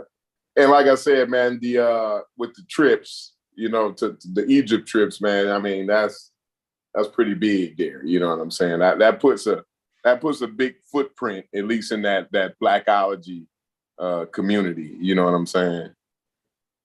Yeah. Yeah, indeed, indeed. Yeah, but Chef, he done bailed out on me again. You know how Chef do it. Yeah, I think he did say 3:30 was his limit, if I'm not mistaken. 3:30. Yeah, yeah. Yeah, I think he Well, you mentioned know, something about 3:30. yeah, I done pretty much went over. I don't know if I ain't looking at the YouTube, and let me do that so I can see what's going on here. But yeah, I think the way that people kind of explain the whole Diop thing and why he was wrong, I'm not liking the way they explaining that. They ain't being clear that, you know, it was all wrong. You know what I'm saying? And then they, like you say, they'll go and point out issues, like the linguistic thing that you just pointed out. They'll say, well, you know, they accepted the linguist. We was right on this, see, because they accepted, and then it makes it seems like, and that's the thing I don't like doing is taking credit from people. I like to give him that credit for that, but then it seems like you almost gotta fight that down, you know, to get your point across. You know what I'm saying? Like you have to take that credit, which it can't be taken away. I'm not saying it's any way we could take that credit away, but you almost have to kind of downplay that a little bit just to get your point across. You know what I'm saying? And a lot of times I don't even be wanting to go that far. I just be wanting to say, yo, well, he was wrong and he was right about this. And he was, you know what I'm saying? It's a lot of people, it's a lot of great people who was just wrong, right? But in their being wrong helped us grow to a different place. You know what I'm saying? So I don't think it's a big deal that he was wrong. I don't think it's as big a deal as people have been making it recently, right? Yeah, no doubt. I think his being wrong is kind of what helps us to be right. So, you know, we can't really knock him for it. You know, the only thing I would say, like for me anyway, like my understanding that, you know, because we're all kind of looking for something that that binds us together, whether we're religious people or whether we consider ourselves connected through our culture, or if we're Black people, like we're all trying to figure out a way that connects us all together. Because people want that. Nobody wants to be alone. People want to be connected to other people, and we're a social species. Yeah, definitely. Absolutely, and we're trying to find that. We're trying to find that connection. You know, and the only connection that I find that's real and that has value in it is your national connection. Because if you pay attention, you'll notice that we're all kind of connecting ourselves to some mythical but national identity. It's mythical, but it is national in a way. The Israelites, the Egyptians, the Cometians, like they are trying to tie themselves to some mythical nation that exists in their head. But if we are going to be real with our connection, the only real connection we have is the connection to our nationality, and that's where you know our real value is, I think, or most of our value lies. And I think that we should learn to appreciate that connection as well, our connection to our nation, and the people in our nation, and seeing that connection. And I think there's a lot of value in that, like tangible value in that connection. And I think people, for the most part, don't take advantage of that connection, especially Black Americans. I think Black Americans, for some reason, have kind of are kind of try to put themselves aside from and don't necessarily want to be connected to America because of the history of slavery. And I think because of that, they're missing out on that real connection that exists for them, that they have all the right to, more rights to than anybody else. And for me, it's kind of a shame that they don't take advantage of that. They don't understand how much privilege we actually do have. You know what I'm saying? Absolutely. As Americans, like, the most value that we have, I think, comes from our Americanness, and we'd rather, create something in our minds that's mythical, that's based on the past. And, it really takes us away from really what could really be our source of greatness. You know what I mean? Hey, American Dream, now you almost pissing me off, right? Because you come in and you say this profound thing, right? But most of the time you come on and you be bullshitting, bro. Like, this is so it's either gonna be me or you. This so is it's your either value so here. it's either a lesson for me or you, bro. Huh? So who's the lesson for? So with the times when you think I'm on bullshit, maybe it's just your mind that's on bullshit and not seeing the realness of what I'm saying. You know what I mean? You can't ask me to just accept that my shit is bullshit because you thought it was. So you may want to go read. So now that you've seen, you know what I mean, what you think is profound, you may want to go revisit those conversations we had. Oh, that's fair. That's fair. That's fair, I think. Word. That's fair. But no, for real though. I mean, and I stress the same sentiments there all the time, right? There is value in our America. We can see the value in being a nation. Just look at Ukraine. They ain't got no army like we got. Now we giving them a lot of assistance. Okay, fine. But what I'm saying, like, when it first jumped off, those was neighbors and brothers and sisters and cousins and co-workers and clients. You know what I'm saying? In the streets, protecting their country against foreigners. So that's what I'm saying. Like, if the Chinese come through, and not nothing against my fellow Chinese Americans or nothing like that, right? They my brothers too. But what I'm saying is, if they come through, bro, we gonna have to lock elbows with the white boy that you got into it at work, with who you thought was racist. Right? You're going to have to lock elbows with the boss that sent you home last week early and let the white boy get the overtime, right? These are the people who we going to have to lock elbows with, right? And those are the people who your neighbor is, who your family's hands are in. But we don't even realize that, right? Our neighbors, our family's hands are in our neighbors. Our families are in our neighbors' hands. You know what I'm saying? Like, the protection comes from being in a group, from being in a family, from being in a community. That's where your protection lies. We don't even realize that because we was born in communities, right?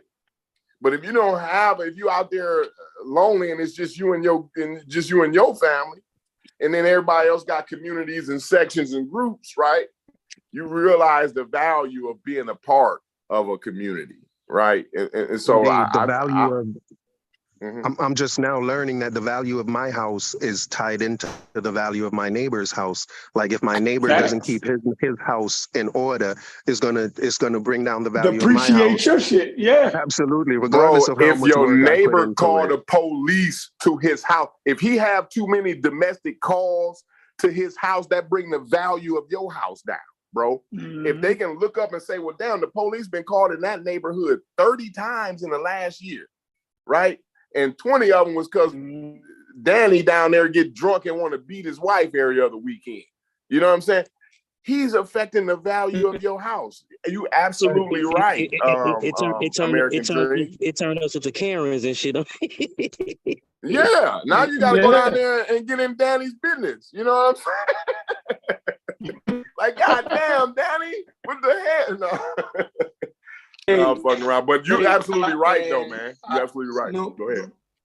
Yeah, but y'all saying, right? We experienced this the first time as Americans. In recent time, we experienced that during World War I and World War II, when the black soldiers and the white soldiers, both wars, both great wars, they told stories where, you know, it would be black soldiers that on the streets of America, you know, they despise and look at them a certain way. They say, but in the time of war, when you see a black soldier coming, God damn it, Sheffrey. You got caught up in the matrix. Yeah. That was gonna be a good one. But yeah, man. I definitely agree with what you said, and I'm in the car. I'm in the car with you 100% on that one. America Dream, definitely. Indeed. Yeah. I am interested in Chef and where Chef was going though. It's a shame he got cut off. I love Chef because he's just a history buff, and he always got a little bit of history to throw into the conversation, man. I like that about him, definitely. Indeed. But you know, I'm not getting enough. I'm not getting enough push. Here's Chef. You back, Chef. You might want to cut your camera off, Chef. That way you don't get so much bandwidth. You know what I'm saying? Word up. Yeah. Oh, my shit dipping out. Okay, hey, Chef. Hey, tell me next time you finna do something on the Eurasian steps. You know, I got a lot of knowledge on that shit too. Oh yeah, whenever you want to, man. I did the joint on Super Tie. You know that ain't gonna be pretty much that. That's not something that the conscious community be really into. You dig what I'm saying? So, you know, I definitely like some help on that. Am I still breaking up? Shit, the Mongol was one of the most powerful empires in the world. They ain't even have a navy, bro. Well, they started to build a navy at one time, and they kind of failed. They used the Chinese Navy when they took over China. They used the Chinese boat technology, and they tried to take Japan, but they kind of failed. You know what I mean? Because they wasn't that good with the fighting off of the water. But they had co-opted the Chinese maritime skills, and the first time they tried to use it is when they tried to invade Japan. But it didn't go well. They got swept up by that tsunami. Mm-hmm. Hey, but Chef, go back to the World War II and the black soldiers, bro. We was on the edge of our seats. Go ahead. Okay. All right. So, you know, the Tuskegee Airmen, they when they flew, right? They didn't really want to put them into combat, right? But the white soldiers was getting picked off. The white airmen was getting picked off so bad, and we was losing so many bombers and stuff.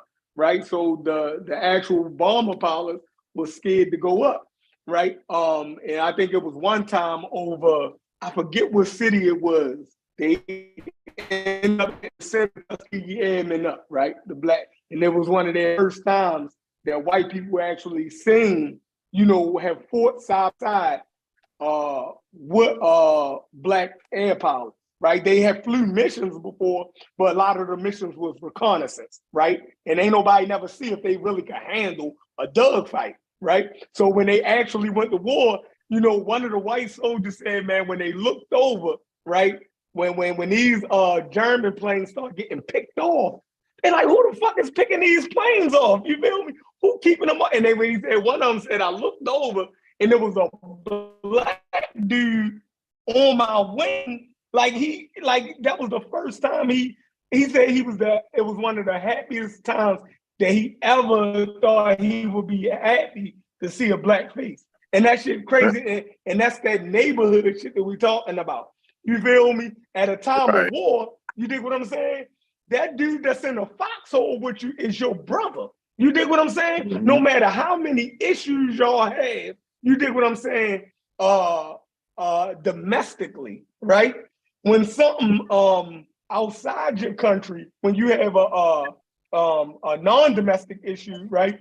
Now y'all all band together. That's just like you and your homeboy down the street might be beefing Corey or American Dream, right? But when some dudes from East Side come over there, y'all all got to stick together. You dig what I'm saying? No doubt. Like now y'all won. You feel me? It's the same thing when black people go to prison. You dig what I'm saying? Yeah, like jail, yeah. All in gang exactly. Shit, that shit disappear. It disappear. Now why? Because now you got the Mexicans on your ass. So now that blood and crip shit, the shit that y'all got against each other, now y'all got a big group right here that's on all y'all asses, and they don't care about red or blue or nothing. They just see black. You dig what I'm saying? So now that beef that you got with Joe, you dig what I'm saying? Because he wear a different color. The only color that matters now is the color of that motherfucking skin. You dig what I'm saying? So it's crazy. Y'all absolutely right. You know what I mean? Y'all absolutely right. Yeah. Shout out to Unc in the chat, Sosa in the chat. Shout out to Sosa, man. 504 top level. Shout out to y'all, man, in the chat, man. If y'all want to hit the link, I put the link in the chat again. But yeah, I just wanted to shout out Sosa and Unc and them in the chat. I don't know if you had shout out the chat or whatever. I see Chief X in there. What up to everybody, man? But yeah, it's all about being a community, man. Like I say, I always talk about the white-tailed deer, right? You know what I'm saying? See, the reason the white-tailed deer, they got the white tail, so they always, you notice, deers is always bent over eating damn grass, right? But the thing is, they want to protect one another, so they be more, you would think they kind of like wrestle to get in the middle, right? But they be more so, it's a sacrifice thing, right? They more so trying to get on the outside, the outskirts, to protect everybody else, right? And even if they see a predator, when they see a predator, man, the ones on the outside, they flicker their tail to give, to distract the predator, right? To give everybody else a chance to get away first. You know what I'm saying? Like, yo, I'm gonna flicker my tail. Y'all get away. You know what I'm saying? These things, like I say, these things are just innate, and that's where your protection is in community and your nationhood and all that. So yeah, it's very, very valuable to be an American. And you know that if anybody that traveled outside of the country, you very quickly realize the value of having a home country and protection and an embassy and all of the rest of it, bro. Believe me. But go ahead.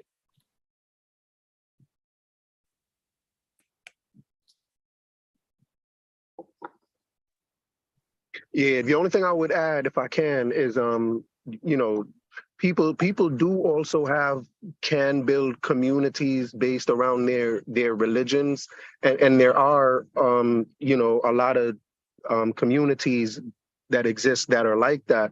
But the difference with the nation, I think, is that in the nation, you actually have a right to certain things, where you can actually demand certain things because you have a right to them as a member of that nation.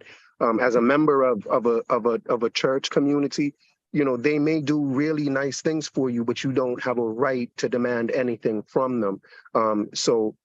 And that, to me, is really where the value in nationhood lies, is that you have certain rights that have to be granted to you as a member of that nation, where you don't necessarily have those rights anywhere else. At least in this nation, at least in America, right? Right. Absolutely. Yeah, I can't speak for everywhere else, but yeah, I thanks for the clarity. That's America.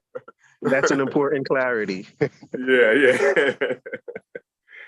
Which is Definitely. why I value America, which is why I'm like, man, I don't understand why people would not value America given the freedoms that we're granted here. Most of the people that want you to not love America are people that really what they're offering you, if you peep what they're offering you, it's some oppressive shit.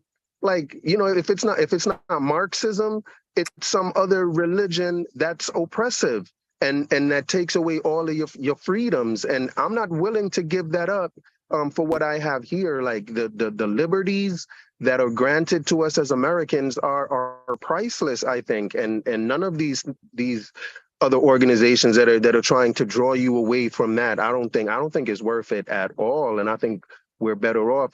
And even speaking to those black airmen that Chef was just talking about, like, I think it would be such a disservice to them and their what they had in mind and why they were so willing to fight for the country. Like, for them to see black people today not wanting to be a part of America, I think they would be a little bit, disappointed.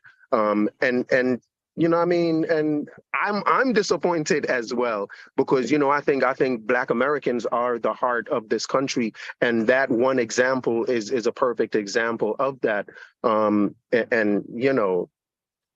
I don't know. I don't want to say too much more. But you're absolutely right. I mean, a lot of people don't realize, but it's likely that a lot of these people who you're talking about in your example, who may not appreciate America, right? A lot of these people have family members that probably fought in every single war that in American history. You see what I'm saying? And to not want to participate in this great experiment, as one wise man once said. I don't know who was that, John Hancock or some motherfucker want to do, but this is a great experiment, and you definitely want to participate in. That's why me and Sheffrin, well, at least that's why y'all gotta go back and look at our video, what we did on Selma, right? That's what my whole point in that presentation was, right? We're not participating in democracy. We're not participating in the things that our ancestors fought and died to be able to participate in. We look at it as some pejorative or something, when we talk about participating in voting and whatever else advantages we could take in the American government, that we've that we set up, how we set this government up, because and then a lot of times people may say, well, Black people ain't got nothing to do with how this government was set up. And the thing is, there's amendments in the Constitution of these great United States of America, right? And those, and a lot of those amendments, I would say the overwhelming majority of those amendments is due to the blood, sweat, and tears that our ancestors put out here on this soil. That been spilled on this soil here in America. You know what I'm saying? They don't know shit about Frederick Douglass. Then shit. All Indeed, of those great people. That's why. Thurgood Marshall and the rest of them. Yeah, go ahead. Yeah. Indeed, that's why when I hear people say stuff like America is a white man's country and it was built by white people, like that to me is like so disrespectful. It's like that to me is ridiculous, and I don't understand why they would just give up ownership of what can be said is the best thing going. Right. I'll say we got a good thing going. and I think that there's still some things that need to be worked out. I don't think America has seen its full potential, right? And I think, and you might have the same sentiment, American Dream. I think the whole religion, the religious thing, and this is where my anti-theism comes in at. Not that I don't want people to have the freedom to practice their religion, right? But it's the fact that I think that religious mindset is what holds America back from seeing its full potential. I don't know how you feel about that, American Dream and Gullah and Sheffer. How y'all feel about that? I don't agree with that. I think religion, especially the Christian religion, is a part of being American. And I think that most Christians, I think that the most patriotic Americans you'll find are also Christian. And so, you know, I think the perfect balance is where your spirituality complements your nationality, if you will, where it supports it. If you find where your spirituality is taken away from your nationality, then, you know, I would, you know, check my spirituality, not my nationality. So I think that freedom of religion as a part of as an American value is the best thing. Oh, you muted yourself. You said the best thing going, or whatever. Go ahead. I had a call come in. I think I would not.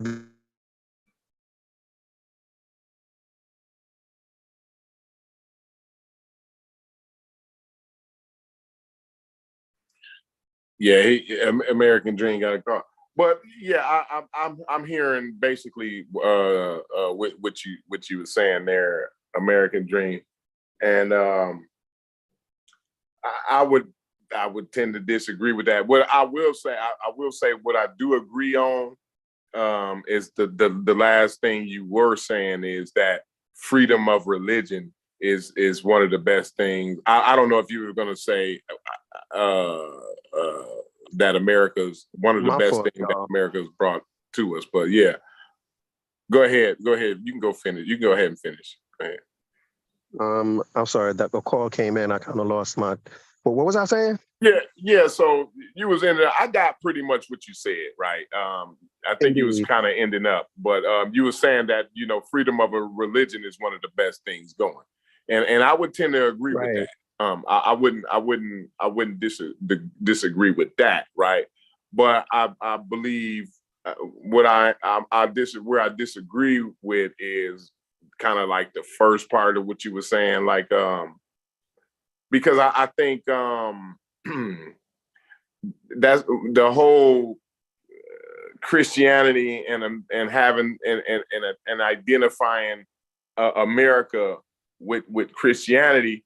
I think that's kind of counter American. I'm not going to say anti-American, but counter American, because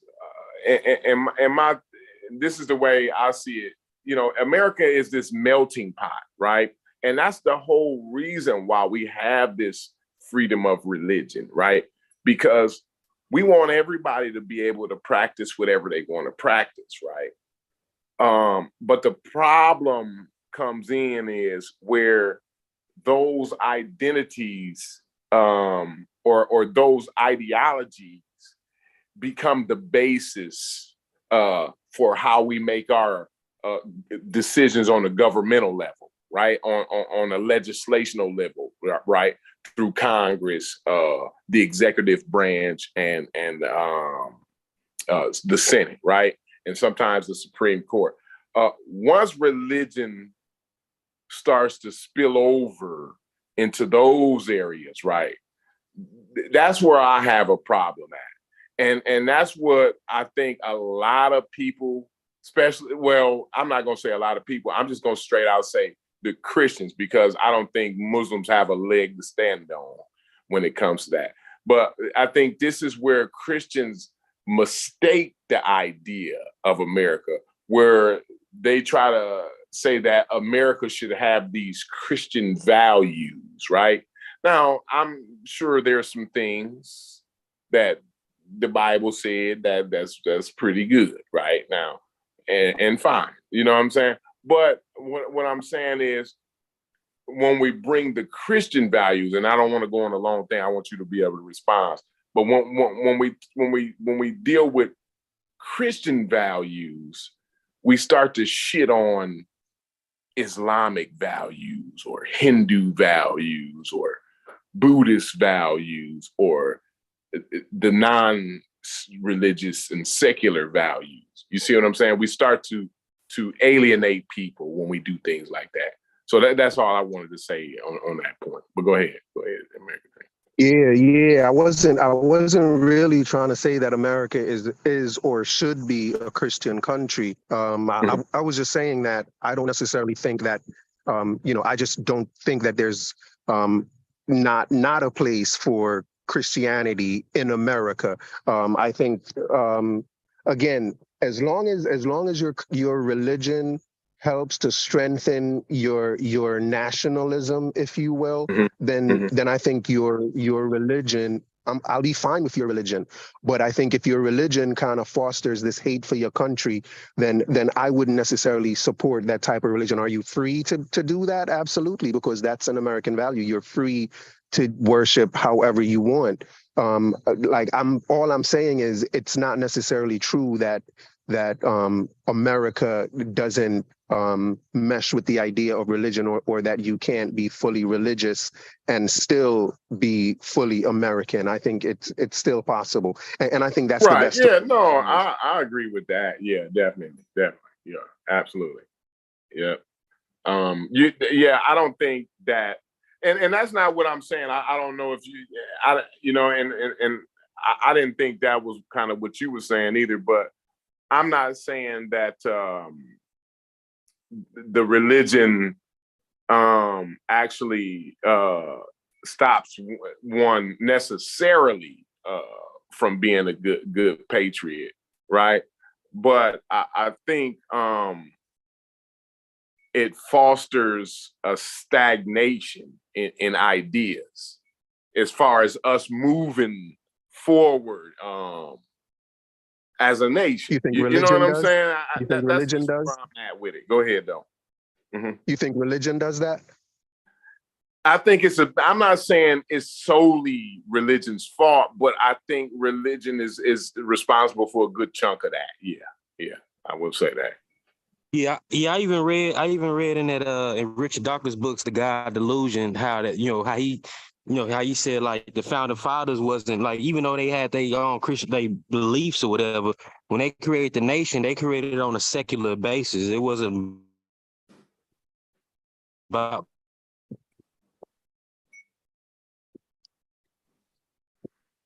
Yeah, I know what you're saying. You going in and you went out there, Gullah. And definitely you can definitely look at some of the writings of Thomas Jefferson and companies and come to that conclusion, right? That they were they were secular. They wasn't on no religion, religion as their premises, creating the Constitution, none of that shit. They was all on some, we're gonna put our religion to the side, and you know what I'm saying? It wasn't about religion and God we trust and all that shit came later. You know what I'm saying? A lot of that and God we trust and stuff came later, but I will say they do use like God in their rhetoric, some of their rhetoric, if you read some of the literature, right? But it's more of this generic God that they that they kind of refer to. It's no name or no brand on it, right? It's it's a secular God, if you will. It's more of a secular God in the way that they use it. You know what I'm saying? So, and I think that's where they was trying to aim for. I think that was the idea, which was seemingly to me from sitting from where I'm sitting, they was way ahead of their time, man. God, Yeah. I mean, to think in those terms, and I may be kind of denying the intelligence of the average person. You know what I'm saying, right? But it seems like they was kind of ahead of their time to have that kind of train of thought. You know what I'm saying? But I think the idea was kind of more of a generic type God to where everybody, I'm saying at least when they use it in their speeches, right? To where everybody could feel comfortable and identify with the way they were visualizing America. You know what I'm saying? Go ahead, though. Yeah. Hey, because you know America Corey, is Corey, secular. did you see this on the side? But did you see how they did me on Smash Show? How he set that up, made it like how dude beat me up and shit. Motherfucker had my mic muted and all type of shit. Motherfucker's No, crazy. I missed it. I didn't see that one. I didn't see it, Gullah. You jumped on like right after it. I think you probably didn't see the show though. You jumped on the link though, like right after that happened. That same day. Okay. Some dude named Robert Brown or something. He's pseudo as hell. Talking about he beat me up. He's showing all pictures and Pinterest and fucking Facebook pictures and shit. Talking about he beat me up. And smashed through the battery in his back on some battle rapper shit. You know what I'm saying? I said, this ain't no rap battle, dog. We talking about information and shit. Right, yeah. But like I said, man, I respect Smash, and definitely I respect what he do in the music thing. I think though, when you like I said, when you come into the debate arena, you kind of gotta see how things go, and I'm sure he understands. He's been in this arena longer than I have, right? So I mean, if somebody throw a challenge out or a critique or what have you, I think it should be all good, bro. Yeah, definitely. Yeah, but that wasn't even no real debate. It wasn't no moderator and no shit like that. That wasn't no debate to me. You know what I'm saying? And having the crowd vote and all that shit. Like the whole crowd fucking gyptomania. It's like having a crowd full of flat earthers and I'm going against flat earth and they all vote for this shit. You know what I'm saying?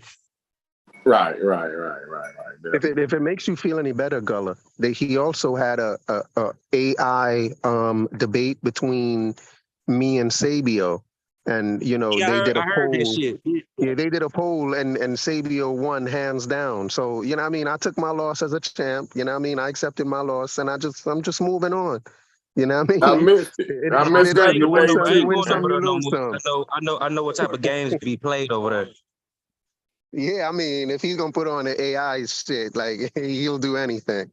Yeah, I'm a grown ass man. So he had the AI one be you and then one be Sabio, like right. Is that so what, they just kind of so cool, they just kind of took the talking points off online that for the two opposing sides and just had this guy. And Sabio beat you up. The AI Sabio according to the poll, according to their audience, Sabio's killed. But But I gave Sabio the win too. I was like, listen, right. Sabio's AI was making a lot better arguments than the American Dream AI, so I took the loss.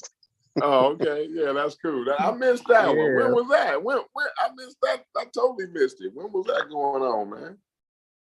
I think we should do some more of that. That's a good idea, Smash. Last week sometime.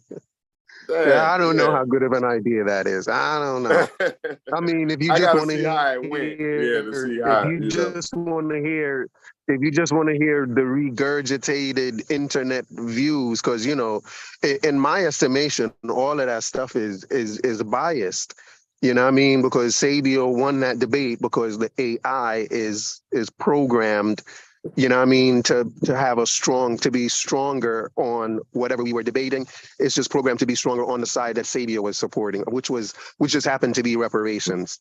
Am I surprised that artificial intelligence about reparations spits out a better argument for the pro-reparation side? Surprised about that at all. Like it was even I thought the pro side won. I didn't Right. flip. I'm not pro reparations now. He didn't Because I know convince there's you. He didn't. no. The only thing that convinced me was that they made a weak argument for against reparations. Oh, okay. Yeah, Yeah. I gotta see. That sounds interesting to me, though, man. That sounds pretty interesting to me. I like to see that. You know what I'm saying? I definitely Right. would. Right. Yeah, I would have never thought of that. That was a good idea, man. It's like, yeah, and it takes all of y'all talking points, like the AI took talking points from hearing you online or something, like what or what? How does this work? No. It's not. It's just because the idea of reparations has been debated for a long time. So they have this artificial intelligence just gathers whatever arguments Oh, are okay, made on the okay. pro So it side, and wasn't it just actually your regurgitates it. talking points. No, it Okay, wasn't. No, I didn't know. It okay. just came up with stuff and just spat it out. That's why I was like, AI Uh, American Dream sucks. uh, He lost. right. For Oh, real, okay. for real. Yeah. All right. Yeah, Yeah. so that's all you're gonna get if you what I mean, anyone who does Right. that. Whoever got the most, whichever Yeah, subject matter got the most data, you know what I'm saying, or whatever the case may be, is absolutely. probably going. Yeah. I wouldn't be surprised if the liberal side wins every time. Mhm. Or I don't or at know least though. provides You know, a stronger argument every time. I think the AI, if the AI could argue again, I think the AI should have been able to come with a strong enough argument if being against it is actually valid, right? I don't think the AI could see the real that being valid, that was being valid. Like, these people don't deserve reparations based on there's no emotion in the AI, so all he got is these data points, and so based on Right, but that, what I'm saying is I don't know how artificial AI really is. oh, okay, I see. You know what I mean? There's some Yeah. programming in that artificial. It's some artificial Right. programming. But I just don't think it's just, you know what I mean, where it just picks whatever. I think there's programming in there to make it lean a certain side. Like everything Okay. else. Like Yeah, everything yeah, else. I can see that. Yeah, right. I mean, I'm saying, like, I ain't looked into it or nothing, but I could see how they could kind of program it to lean a certain way. You know what I'm saying? On certain subjects. Indeed. I'm not surprised anymore about what can be done and what people's intentions are with swaying public opinion. And I think it's a wide open ball game and anything can happen. Right. Yeah. I tend not to delve into the whole AI thing. It's kind of it give me the same vibes that I got when I first heard about Facebook. And it's like, nah, I don't think I just don't think I want a part of that. You know what I'm saying? And I still haven't. I still to this day I don't have a Facebook account because I just don't see the value in it. You know, in the Twitters and the other things. I don't know. It's a million things now, I'm sure, but in the Snapchats and all that, I just don't see the value in it. I do see where one could get value, but overall, I just don't see the value in it. I see because even before Facebook, I don't know how that pattern went. I think YouTube was before Facebook, and it started out where it was just like kind of like comedy on there, and then it kind of went to where you could kind of get good, decent information. People would drop decent information on there, and then it kind of got wild. You know what I'm saying? Facebook, it seems to me, it was just wild from the beginning.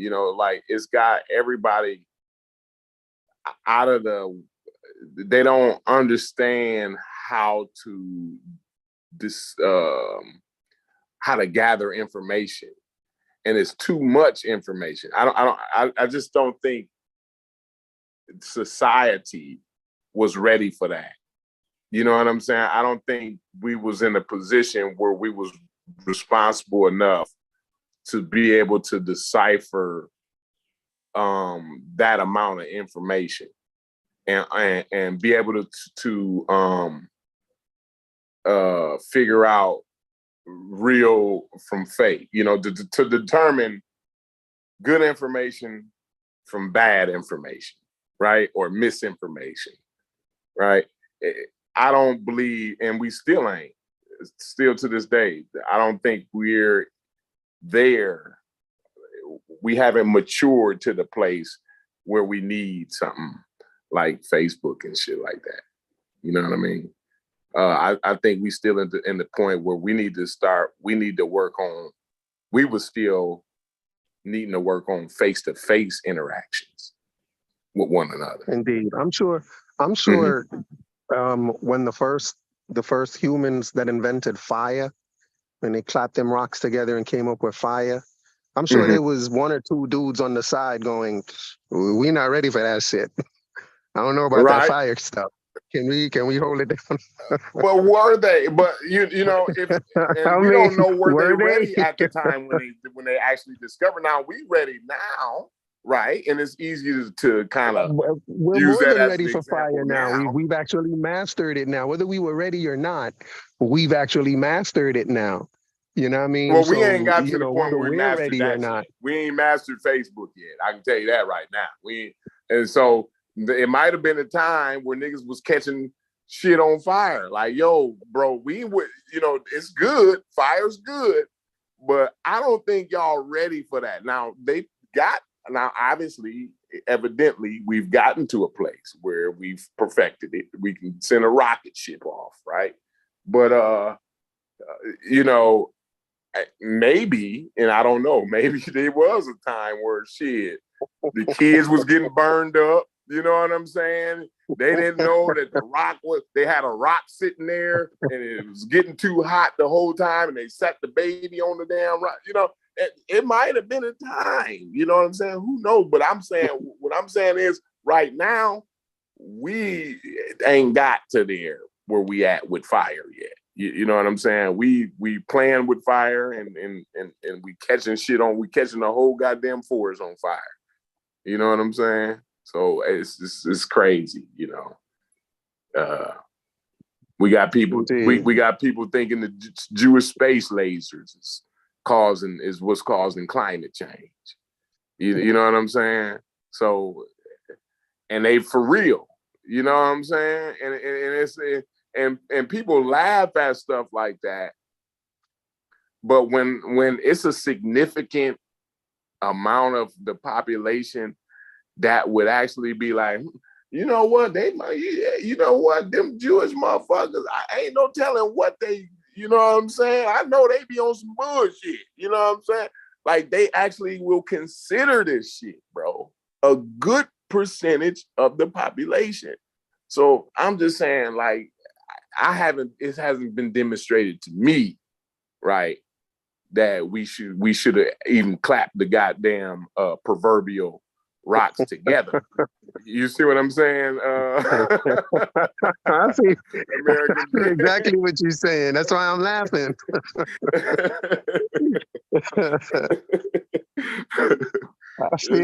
It's a lot of irresponsibility out here. You know what I'm saying? Yeah, man, I hear you. You know, but there are also, you know, some I think if we're here, whether we're ready for it or not, we're going to deal with it and make ourselves ready. And I think we have to now. Absolutely, yeah. I think that's a part of the evolutionary process is dealing with where you are, and whoever deals with it best, whoever fits best, kind of, you know what I mean, evolves. And I think the best thing we should be doing is trying to, you know what I mean, adapt to what's happening and dealing with it and evolve. Yeah, it's gonna be some collateral damage, And like I say, well, basically what you were just saying, the best thing we can do is kind of minimize the casualties. You know what I'm saying? So yeah, Yeah, but man. I could be wrong. I could be wrong, Corey. But I think when it comes to evolution, I think more things actually die off than actually evolve. I think the ones that survive are kind of like the rarities. So is there going to be collateral damage? Absolutely. Can we avoid that shit? Hell no. no. We just have to make sure that we're a part of the ones that survive and evolve. And I think, staying on top of things is a part of that. And no, it ain't no thinking about it. The numbers bear out. 99% of everything that ever lived on this planet already done went extinct. You see what I'm saying? So it's a miracle that me and you having this conversation. You know what I mean? It's the most unlikely thing that you can just about think of. The fact that me and you having this conversation. You know what I'm saying? So yeah. It's gonna be some casualties, and there ain't nothing we can do about it. Yep, you're absolutely right. You're absolutely right. Indeed. But like I say, we definitely got to do something to mitigate. You know what I mean? we got to come up with some mitigation tactics because the disinformation and misinformation, boy. You got to admit, American Dream, that shit is dangerous, bro. It is the pandemic. I think we've been in a misinformation and disinformation and malinformation, right? We've been in a pandemic for quite some time right now, and I don't think society actually realizes it. You know what I'm saying? The deterioration of interactions, interpersonal, face-to-face interactions. You know what I'm saying? Like my kids, I got a pretty decent neighborhood, and everybody got a family in my neighborhood, right? They don't. And if I was a kid, bro, I always reflect to my childhood too. Like me and my neighbors, bro, we would have been having hide and go seek going on out here in the summertime. The whole neighborhood would be playing hide and go seek sometimes every now and then. Street football, like these kids, they don't even know each other. My 8-year-old don't know the 8-year-old 4 doors down. She don't even know her. Don't even know. I know the little girl because I seen a little girl walking home every now and then, and she speaks to me and whatever. You know what I'm saying? So I just know she's 8. But I asked my daughter, right? Did she know that girl was 8? She was like, no, I don't know. I was like, did she go to your school? She's like, I don't know. I don't know if she, you know what I'm saying? It's just, it seems, I don't even understand how that can be. You know what I'm saying? I don't even understand. And it's just okay. It's like everybody okay with it. Like, fine, yeah. I think all of that, the Facebook and the rest of it, I think that helps the deterioration. I think that helps that my 8-year-old not even know the girl 4 doors down is 8-year-old. I think that's part of the problem. You know what I'm saying? And parents, we all got our fault too. You know what I'm saying? But the fact of the matter is, the parents don't socialize because of the Facebook and the rest of it. You see what I'm saying? Because if I socialize with my neighbors more, then my 8-year-old would probably know that 8-year-old. You know what I'm saying? So I see the deterioration in society and the interpersonal interactions, and it makes me worry. You know what I'm saying? It made me worry. Do you worry that humans won't be able to humans in general won't be able to see that deterioration and fix it, or do you think that they just won't be able to even recognize that there's a deterioration and just continue down that path to oblivion? I think some of this a small percentage of the society has realized it or will realize it, right? But the fact of the matter is the values, right, have deteriorated so much that we will just continue on. Because see, now we already ready to, we haven't even showed that we responsible with Facebook. Now we ready to go to AI and all of this shit, right? So we gonna continue on down, and I think we don't have to worry about an asteroid or nuclear bomb or none of that. I think society is just going to eventually just deteriorate to the point where nobody's even intelligent enough or capable of maintaining. You know what I'm saying? Because you got to understand. So what's going to happen? So what would happen is that America would become just weak, even militarily, and they won't be able to protect themselves anymore. And some other country that doesn't value Facebook, that doesn't have their population strung out on social media, is just going to attack us and take over, and a different lifestyle will exist in America, if you will. Well, globally, so is that kind of what you fear happening? Yeah, I think because when you look at the fact that the only reason why 8 billion people exist today is because of oil, right? And so y'all can argue with me all you feel like it, right? Go find me something different, right?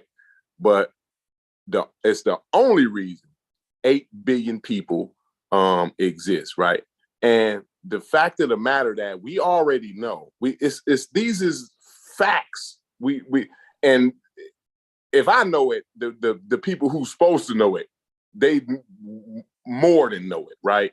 But the fact that we've reached peak oil already, right? But we still trying to mine for oil, and we see that all of these fossil fuels that we using is killing us, but we still want to go buy the biggest truck. And not that the truck is it.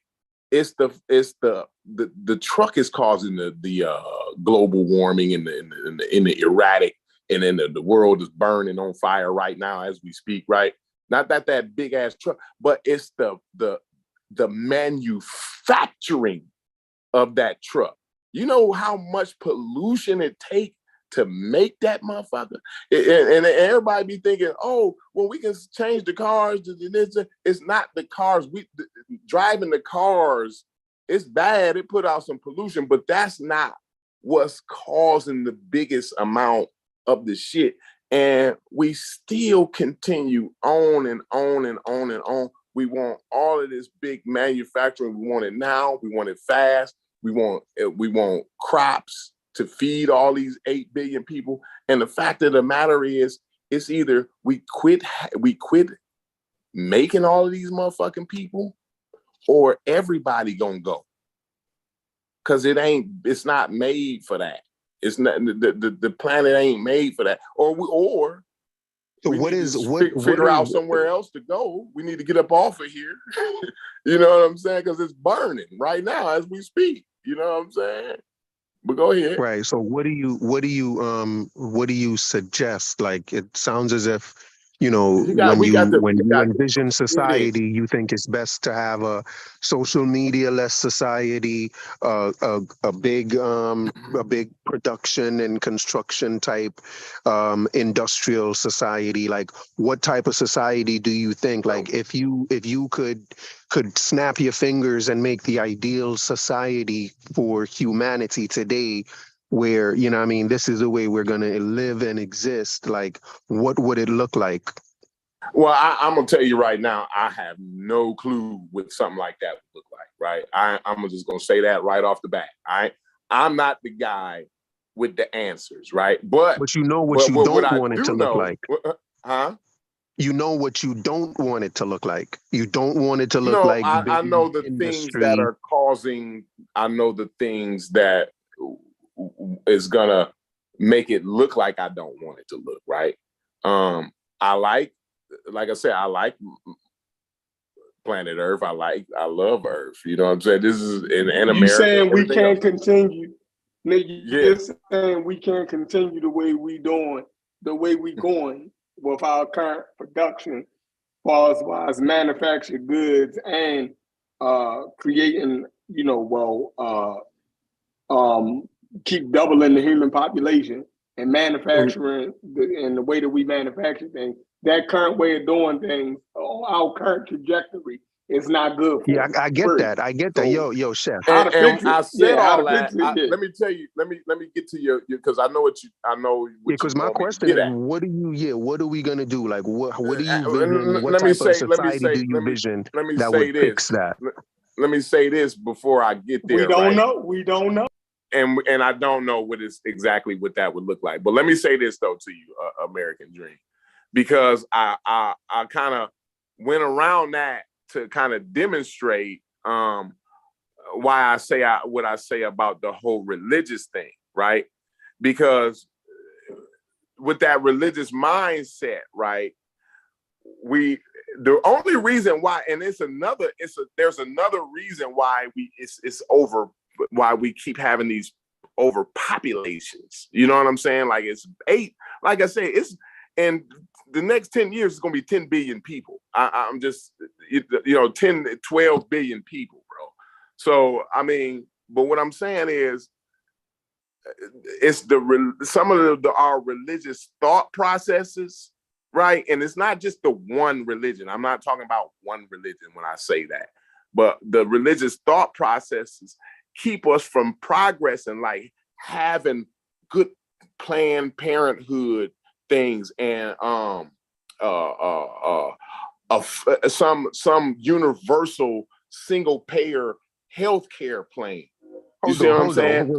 Wait. Did you say abortion would fix the problem? No. Not abortion. No. Listen, you just said Planned Parenthood. Isn't that abortion? No, Planned Parenthood ain't only abortion. They provide other things, bro. It's not just abortion. We have to see, that's the religious mindset. We automatically put your glasses on automatically. You got your glasses on. I'm not some abortion advocate, bro. So take those glasses off, bro. I'm saying having good medical care available, right? And having that be between whoever don't worry about whether, I don't want a universal healthcare plan because maybe Julio that crossed the border illegally might get some stitches. You see what I'm saying? On the taxpayer dollar, right? But how are you going to have good Medicare? The problem is if Julio don't get them motherfucking stitches, right? He's gonna become that sore is gonna become septic.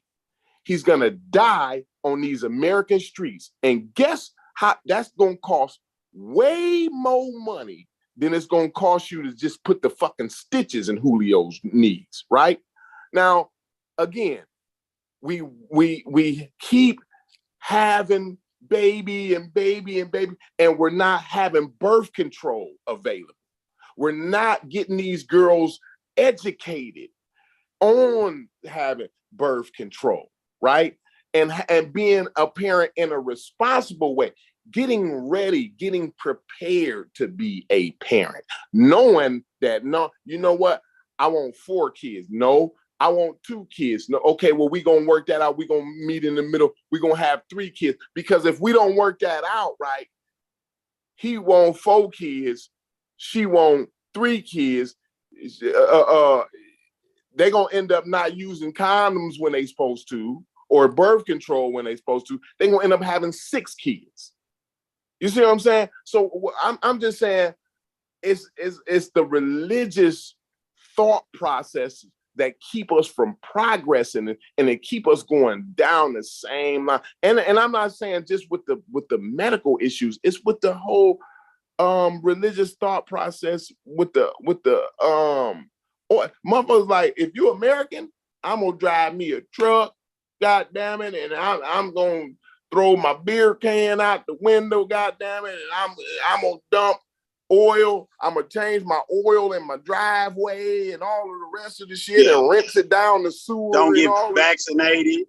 I ain't going to get vaccinated. None of it's crazy. Call him a Kentucky bluegrass nigga, Corey. No. That ain't what we not. Oh, we ain't doing that today. I'm trying to Corey. We're not disagreeing. We this is not even a real disagreement because overall we agree, right?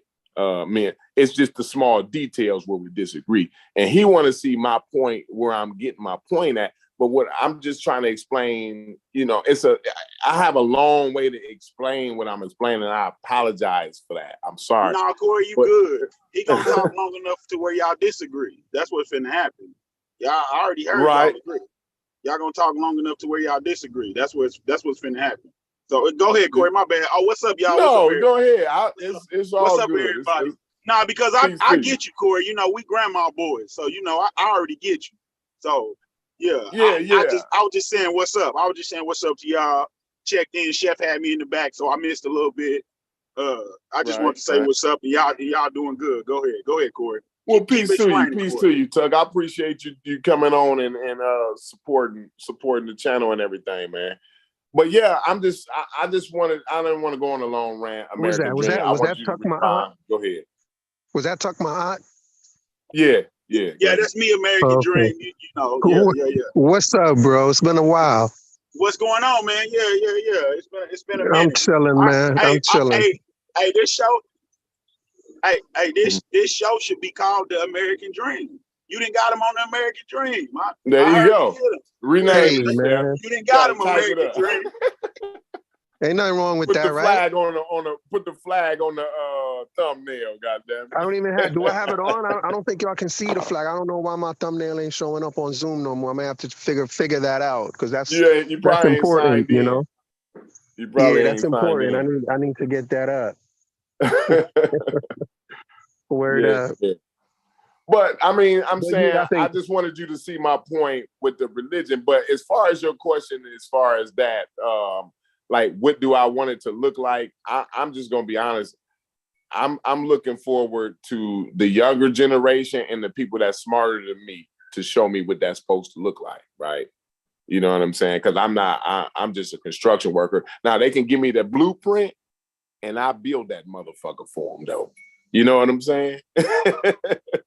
Indeed. I'm not sure what I want it to look like either, but whatever it looks like, in my estimation, freedom and liberty has to be like a part of the foundation of it. And freedom of religion is a part of that, is like one of the biggest pillars of that. Because if freedom of religion falls, then a lot of other freedoms are going to fall with that. So whatever society we choose to build, to kind of eliminate all of the woes that we find in this one, like, we have to take our ideas of freedom and liberties, like those ideas have to be a part of it. Otherwise, I don't know if I want to be a part of it. Like, if it's a society where people are told they can't worship God the way they want to, or think about how God they want it to be, like that's important to me. I think allowing people to be free is a very important ingredient of creating like the best society that we want to create. You know, that's a slippery I'm slope, off the though, boat. American Dream. That's slippery, though. That's a slippery slope. As soon as somebody say that, you know, we can't practice religion, and I'm off that shit. I don't want to be. That's not the boat that I want to be on. I want everybody to be able to practice. You know, I want that society that you're talking about. I want those are some of the and that's one thing I can do. I can give you some of the things that I do want implemented in that society, and the freedoms. A lot of what we have here going on is what I would like the society. But I think and it's another thing too that's driving that gets me. The over,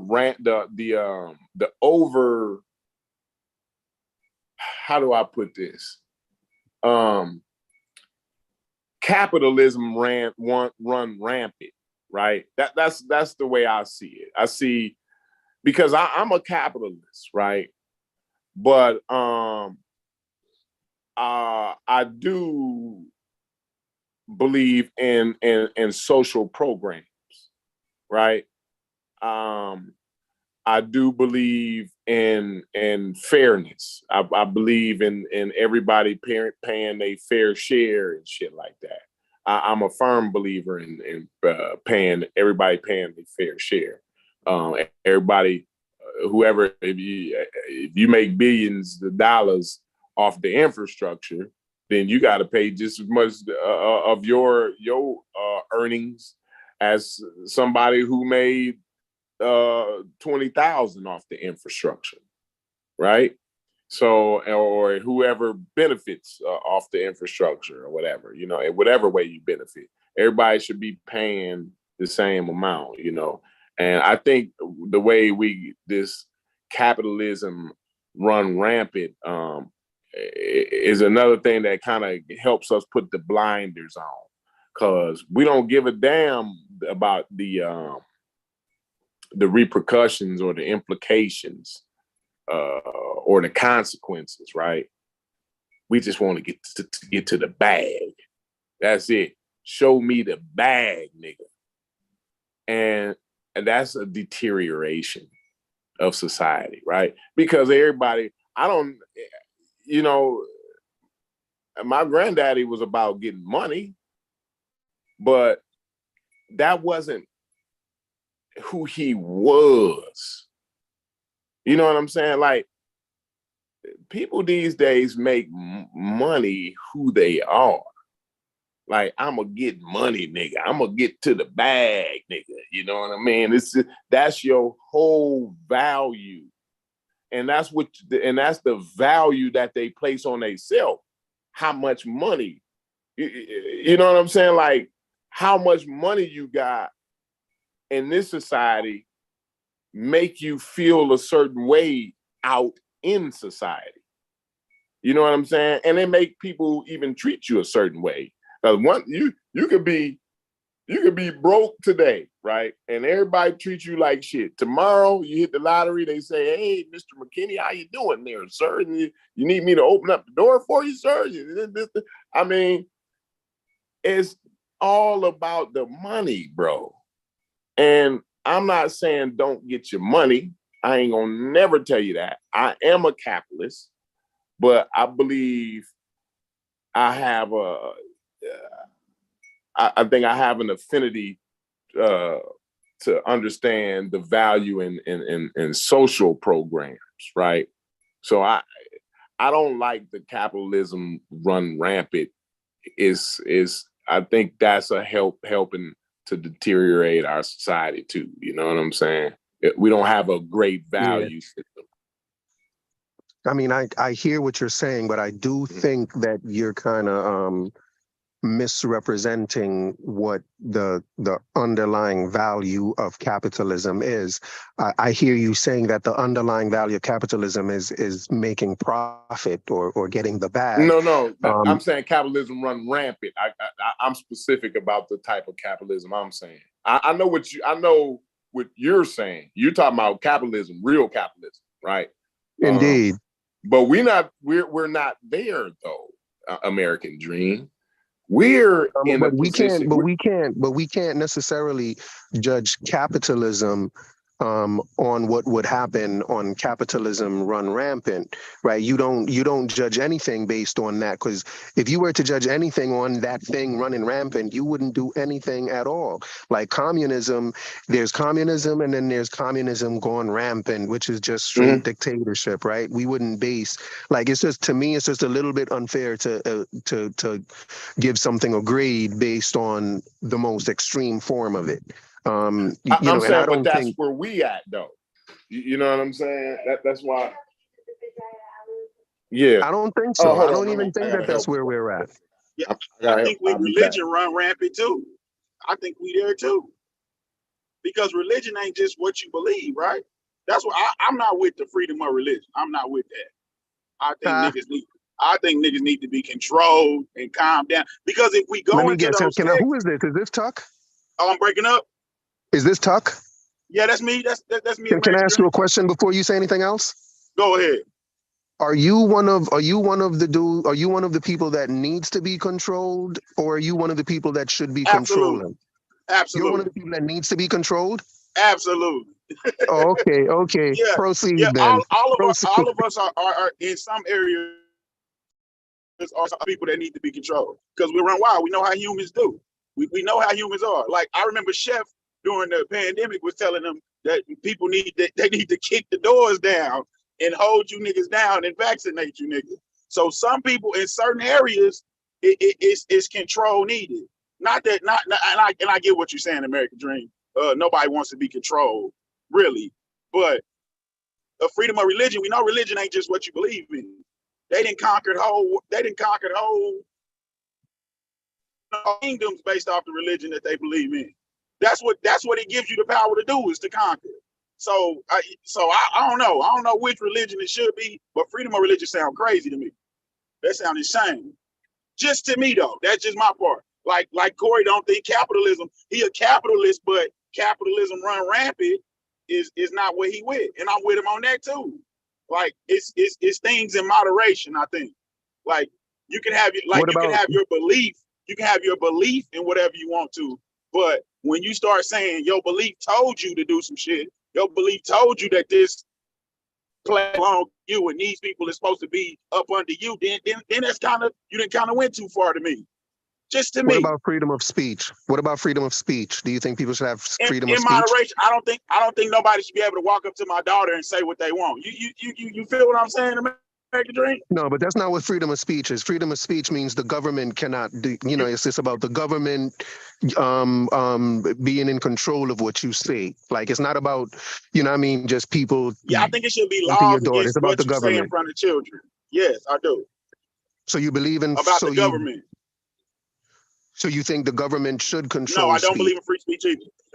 You don't believe in, you're right. You Absolutely. Would have to not believe in free, right? Like, I mean, it makes sense, because if you don't think people should have the freedom to worship however, then you can't really think they should have the freedom Absolutely. To say whatever. Right. Yeah, that makes sense. So what, how do you feel about human sacrifice, American Dream? How do I feel about it? Yeah, what do you mean? How do I feel about that's in some religion. I'm happy religion. That they don't. I'm happy that we don't do it anymore, because I would have probably been sacrificed. I don't know, but now I'm against human sacrifice. But that's freedom of religion, though. But see, that's the run rampant part, though. American Dream. That's the run rampant part. Right, but there's something against, like, we have freedom of religion here today, but there's no human sacrifice. Like, you're acting as if one can't exist without the other. Like, it's existing now. People now believe in freedom of religion, and nobody is going around doing human sacrificing. And if they do, they're hiding in doing it. So that's not really freedom of religion. I mean, there is, but it's got to be. You can't just Are you suggesting that freedom of religion? No, are you suggesting that? No, it's said. Are you suggesting that? No, American Dream. It's said that it's freedom of religion, but it is not. Right, but freedom of religion is about what you believe. Jim Jones tried to pull that. Freedom of religion is about what you believe. You can't just go around and murder people. Like that's something you're doing. Like what you believe is separate from what you do. Right. Right. So hold on. Let me just finish. Let me just finish. Wait, when the government made them do when things the government prevents someone from American killing Dream. someone else, they're not preventing them from believing whatever they want. They're just preventing them from doing some crazy shit. Yeah, but that sounds like freedom of belief. But them is two different You can things. believe whatever you want to believe. You just can't do any. You just can't do everything you want to do. There's a difference between what you believe and what you have a right to do. No, freedom of religion is about what you believe. Freedom of religion is about what you believe. No, that's people not have right. a right to believe whatever they want to believe. Okay, that's freedom of belief. Religion is about belief, bro. Hold on, tuck my eye. So what you're suggesting? Religions, they didn't kill people. What? Tuck, you wrong. Hey, American Dream, you wrong. You wrong, American Dream. What you're suggesting? Tuck my eye. What you're suggesting is that unless we allow people to go around and kill each other, then we really don't have freedom of religion. Hey, how you feel about having sex with 13-year-olds? Human sacrifice is killing each other. How you feel about having sex with 13-year-olds, American Dream? That's not a belief. That's an action. See, you have a freedom. But it's you can believe whatever you want to believe. It's inside of a religion. So those are just talking points. There are laws against things you do, not against what you believe. I'm just trying to explain to you what freedom of religion means, so that you can stop saying that when they arrest someone who's killing someone for a human sacrifice, they're not violating their freedom of religion, because their freedom of religion. Let me just finish, Tuck. Their freedom of religion, as it comes to America, their freedom of religion only gives them the right to believe whatever they want to believe. It does not give them the right to do whatever they want to do. You have to make that distinction. They should call it freedom of belief.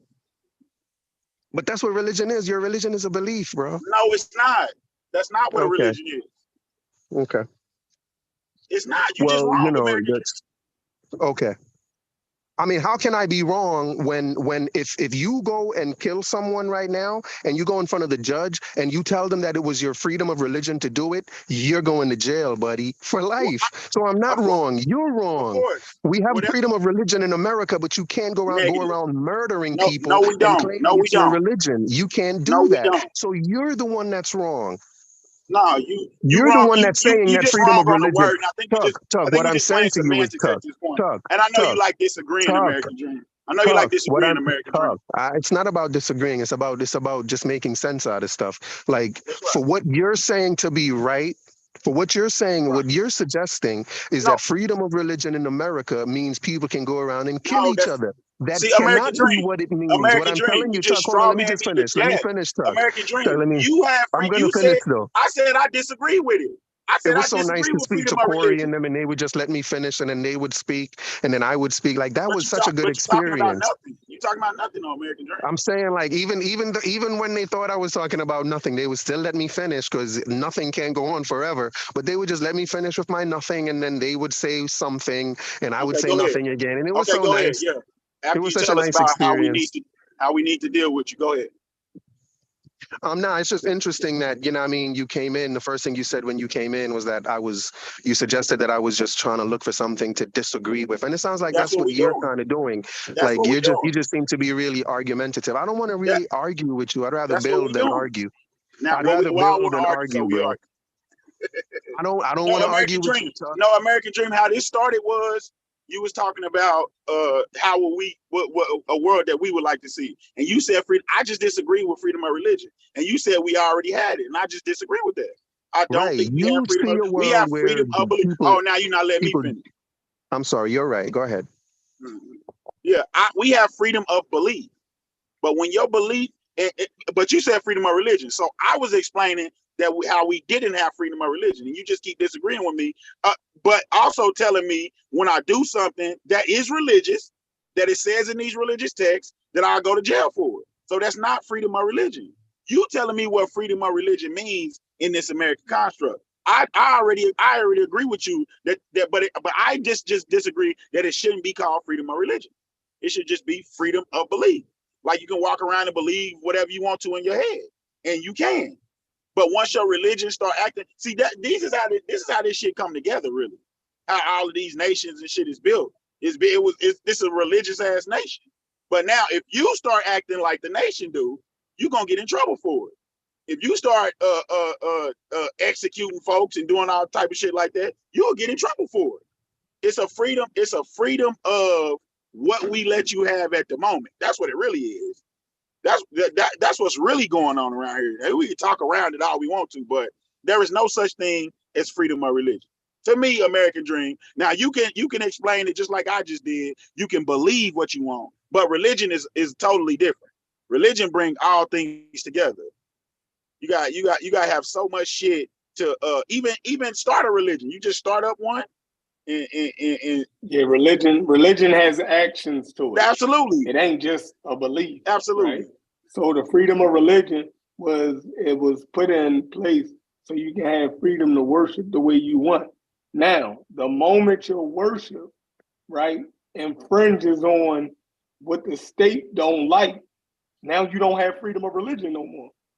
Right? So he's saying, the moment you start, doing something that the state deems is, harmful, your freedom of religion goes away. So you really don't have freedom of religion, right?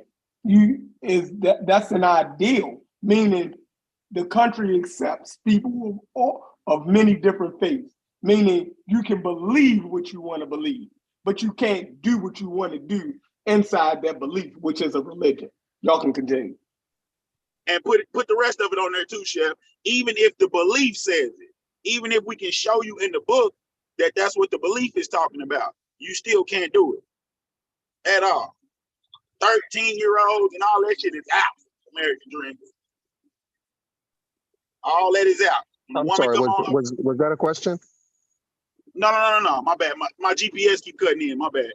Go ahead. Right. So, the only thing I would say is if we do get to the society that you envision where people are controlled, I can only pray that you're one of the people that are controlled, right? Because I don't want you to be the one in the controlling, because you seem to be really controlling, and you seem to be, because I can't imagine what other freedoms are going to be taken away from me if you're taking away my freedom of speech and my freedom of religion, right? I can't say anything I want. Like, I really pray that that's not the society that we create, because for the very reason that I don't know which of my other freedoms you're going to want to take away from me, because you think you know what's better for me than I do, right? And that seems to be your main thing, is controlling people and taking away their freedoms. And since I don't know what other freedoms are going to come along with that, I'm really hoping that your vision of the society, I'm really hoping that that's not the one that comes to pass.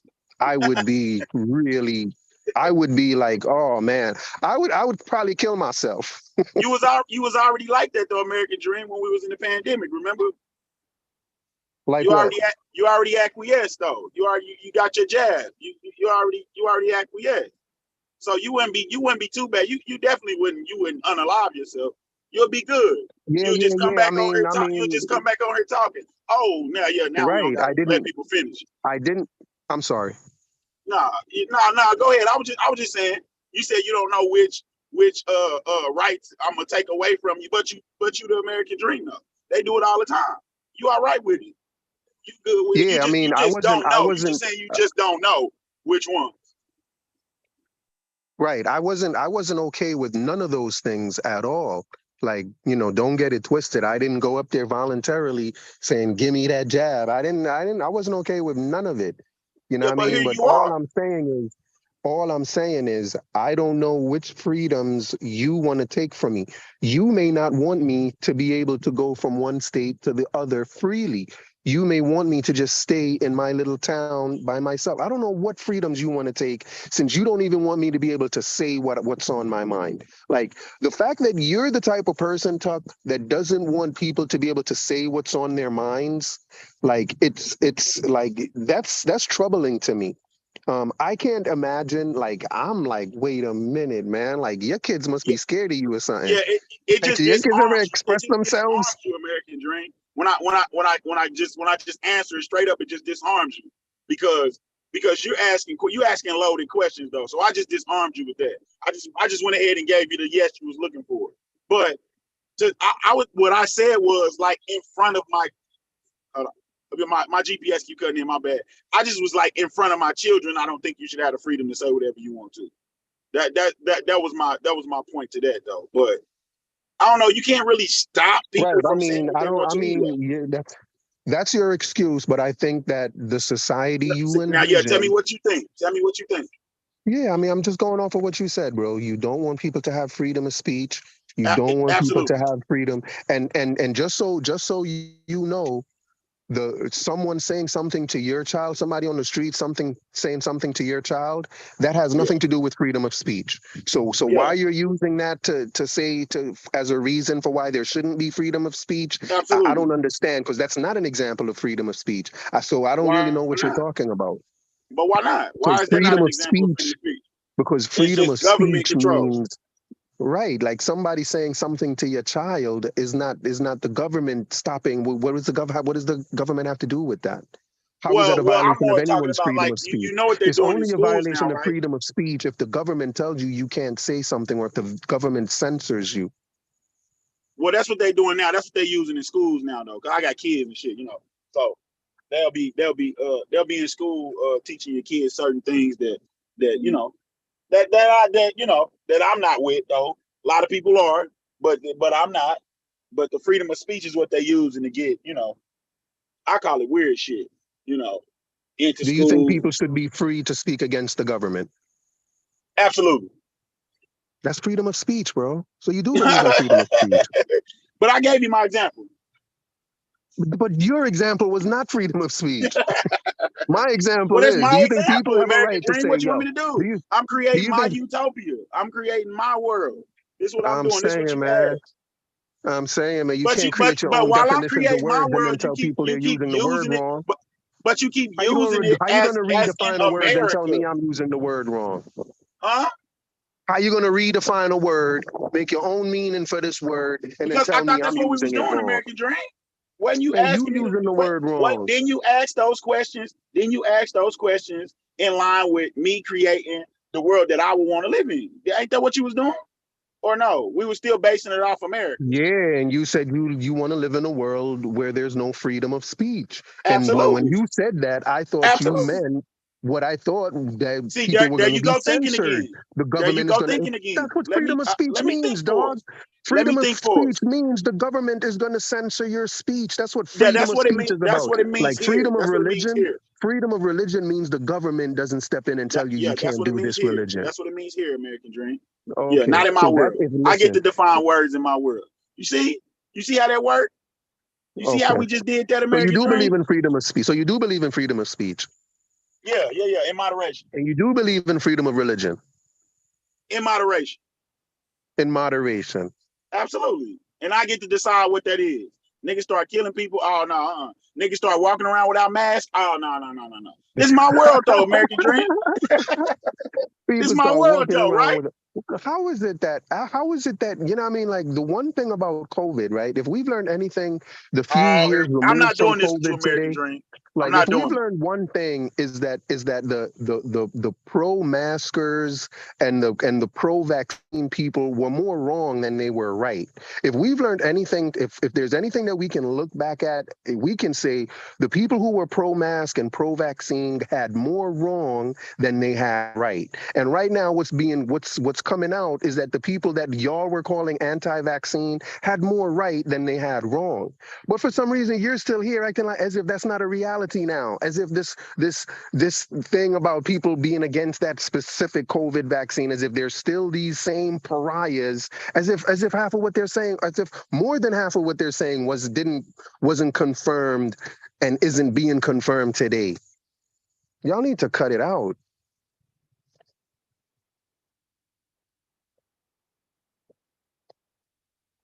Wow, did I get cut out? Am I still here? No, go ahead and explain. You saying that the pro-vaxxers was wrong? Yeah, when you think about it, like back in the day, right? When COVID was at its heights and people were saying, listen, if I've had COVID, if that's as much protection as being vaccinated, and I don't have to get vaccinated. The pro-vaccine people were saying, nah, get vaccinated. You should still get vaccinated. Now they found out that it was true that once you've had the virus, it's more of a protection than being vaccinated, and that they didn't have to get vaccinated. But they're acting as if they were still right. Whether you had it or not, you should still get. They're acting as if they were still right about all of that. And there's a bunch of other things they're acting as if they're still right on that they were proven to be wrong on. Like Black Egypt. Who is they? Who is they? Just like Black. Exactly. Who is they though? Who is they? The people like you, the people like you who just bring up, who still refer, like for example, right? One of Ank's favorite questions. What's Ank's first? This may bring Ank up here. One of Ank's first questions that he asked people to test them for who they are, right, Chef? What's his first question he asked them? Did you get the What do you think about vaccine? Do you think the vaccines are safe and effective? Like, that's one of his first questions. I'm like, oh, come on, man. You're still holding people accountable for this COVID vaccine shit, and still talking about treating them as if they're dumb. When if we look back, we'll see that y'all are the ones that were more dumb than anything else. What? But you got vaccinated though, American. Like I said, bro, not on my own will. It's as if they held me down and put that shit in my arm. I was protesting that shit. I was like, come on, man. This is like graping me. No, it's not. But they didn't care. You and people that think like you were okay with people being held down and stuck in their shit. Like y'all were okay with that, and you're still okay with it today, and you're still acting as if y'all were the ones that were right, and y'all were so wrong. But who told you we was wrong, American presidents? All of the studies that have come out now about COVID, all of them are saying stuff that y'all were not saying. Why do you think all the COVID shit is now lifted? Why is there no more COVID? Why is there no more pandemic? Because everything y'all was talking, what, did COVID just go away? Because of the vaccine. Because of the vaccine, my ass. It was the vaccine, yeah. Was it a vaccine? Knocked it out. Man, and so why is the vaccine no longer mandatory if it was caused of the vaccine? You already got it. Ain't no shit. Everybody ain't get it. Everybody ain't get it. Everybody There's still people walking around. Like, there are people, most of the people that have gotten it, it's now worn off. It's no longer in their system because that's why they kept telling you had to get the booster. You have to keep getting the booster, but nobody's, for some reason, no, we don't have to get the booster no more. Why? COVID went away? Okay. So you was right about the vaccine the whole time. Was I right about the vaccine the whole time? Yeah. I mean, well, I'm not gonna say I had more right than I had wrong. And y'all had more wrong than you had right. Okay. I can accept that shit ain't even a vaccine, Chef. That's the thing about it. They were promoting it like it was a vaccine. You know, the polio shit, that's a vaccine. The stuff against measles, that's a vaccine. One shot and that's it. This shit you had to keep getting. Come here, get a shot, go get another shot 3 months later, and then get another shot and another. That's not a vaccine, dog. That's like the flu shot. That's not a vaccine. Like, and y'all were pushing it as if it's a vaccine. But everybody knew it wasn't no vaccine. A vaccine is when you take shit one time for your life and you're done. This shit was not a vaccine, and y'all were pushing it as if it's a vaccine, and y'all kept telling people they were anti-vax because they weren't willing to take some shit that was not a fucking vaccine. Y'all are ridiculous. Y'all should be ashamed. And every time y'all bring it up and try to make people feel guilty, y'all should feel like what are y'all doing? In the words of James, what are y'all doing? I don't know. Listen, I'm all about. Y'all need to cut it out. I'm into listening to my doctor. Listen, I'm into listening to my doctor and people who are way more educated on the subject than I am. So if I'm wrong because I listen to people who were way more qualified than you to speak on the subject. So I'm going to be wrong. I'm going to be more wrong if I drive a Mercedes-Benz if my mechanic say my brakes is faulty, I'm gonna listen to him before I listen to you. You understand that? Because my life is on the line. He went to mechanic school. He got all of the certification. He know the goddamn Mercedes-Benz brake system and suspension better than you do because of his schooling and education. No, you see what I'm saying? So if my doctor, right, and if the medical community is saying that we need to get vaccinated, I'm going to listen to them over you. Now, if you turn out to be right in the end, you just got lucky, my nigga. You feel me? You didn't have the education to back your stance. You got lucky if that's the case. Because I ain't listening nothing about the vaccine since the shit was over. You know? Chef, Go ahead. It was not my doctor that told me to get the vaccine. It was the government. It was my job. It wasn't my doctor. When I went in, my doctor was like, my doctor could care less. He didn't tell me, yo, go take the COVID. My doctor didn't say nothing to me. I didn't go to my doctor about it. My doctor didn't say nothing to me. Yeah, it's like the same as now. Like, it's when I go to my doctor's office right now, he looks at me and he goes, do you want the flu shot? And I'm like, no. And he's like, okay. Then he goes, do you want the COVID shot? And I'm like, no. And it's the same thing. And he's like, okay, whatever. Like, it wasn't necessarily people's doctors. And I didn't choose to not do it because I was defying my doctors. My doctors. Hold on. No, did you talk to your doctor about it?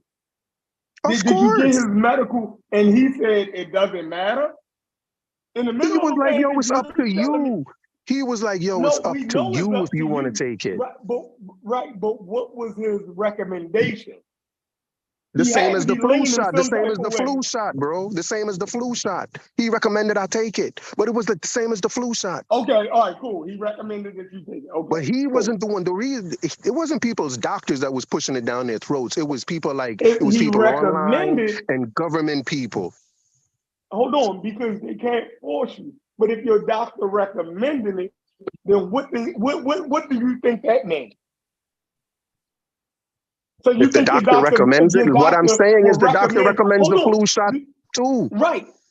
So but it doesn't. But this doesn't mean that they think you're gonna die because this is gonna kill people, or that it's a vaccine. That doesn't mean it's a vaccine. Just because the doctor recommends it. I'm with you, but do you think your doctor will recommend something for you that's harmful to you, or that wouldn't benefit you, and in the circumstance that the world was in at that time? Knowingly? No, I don't think they would knowingly do that. Can they do that? Yes. Have they done that? Yes. Right. So out of his expertise, right, and his schooling, he recommended something to you, right, from his educational perspective that would have been best for you at that time. So even your doctor recommended for you to get. So leave me alone, because you ain't leave your doctor alone yet. So if you ain't leave that nigga alone and he recommended for you to get it, then don't be up here arguing with me. Go argue with that nigga for recommending that shit to you. Bro, you know one thing my doctor didn't call me? Chef, you know one thing my doctor didn't call me? What? Anti-vax. You know who called me anti-vax? You know who called me anti-vax? You and people like Tuck my aunt and Ankh. I never called you anti-vax. My doctor didn't say shit about. My doctor ain't say nothing about it. It's people like y'all that were criticizing me and telling me, "Oh, I can't believe you're not taking the vax." My doctor was like, "Yo, okay, you don't want to take it? Okay, have a nice day. You'll be fine. Come back in 3 months. We'll take another look." Y'all were like, "You're anti-vaxxer. You should be locked up." I probably called you. I don't even think most people are smart enough to be considered anti-vax. Oh, hold on, Corey. Listen.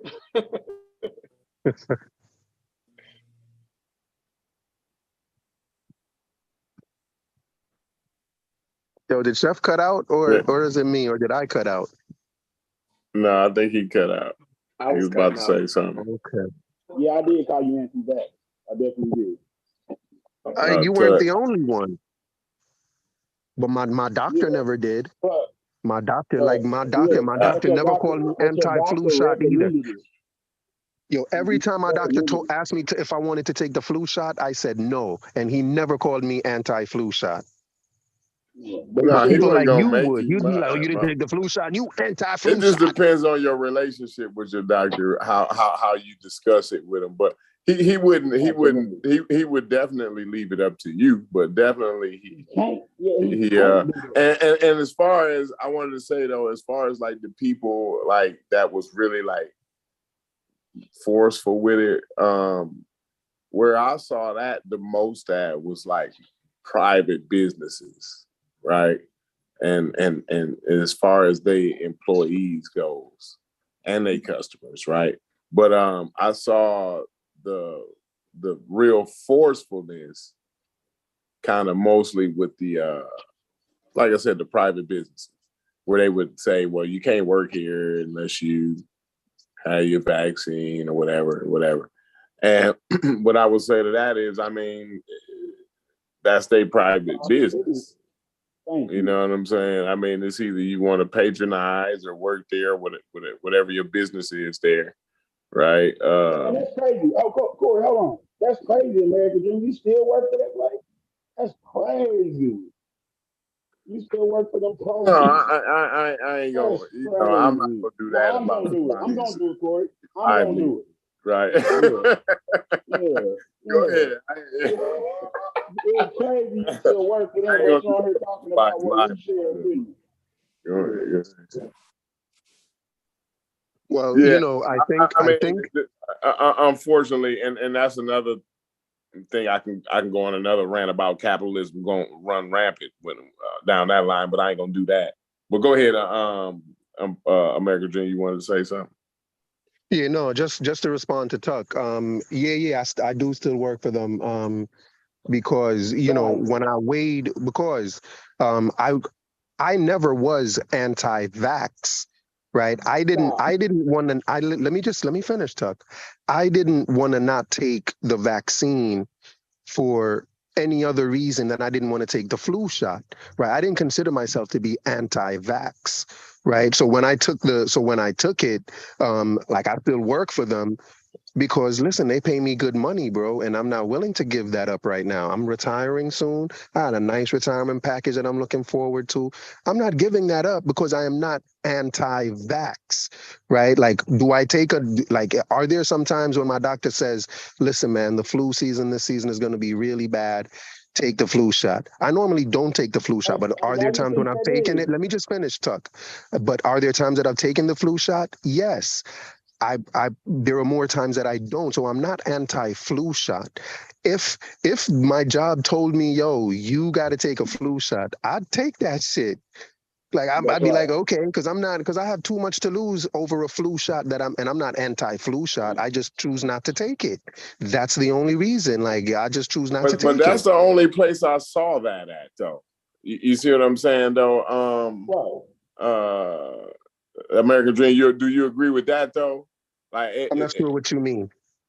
Like that's the only place where I saw the real forcefulness of like pushing is in the private sector.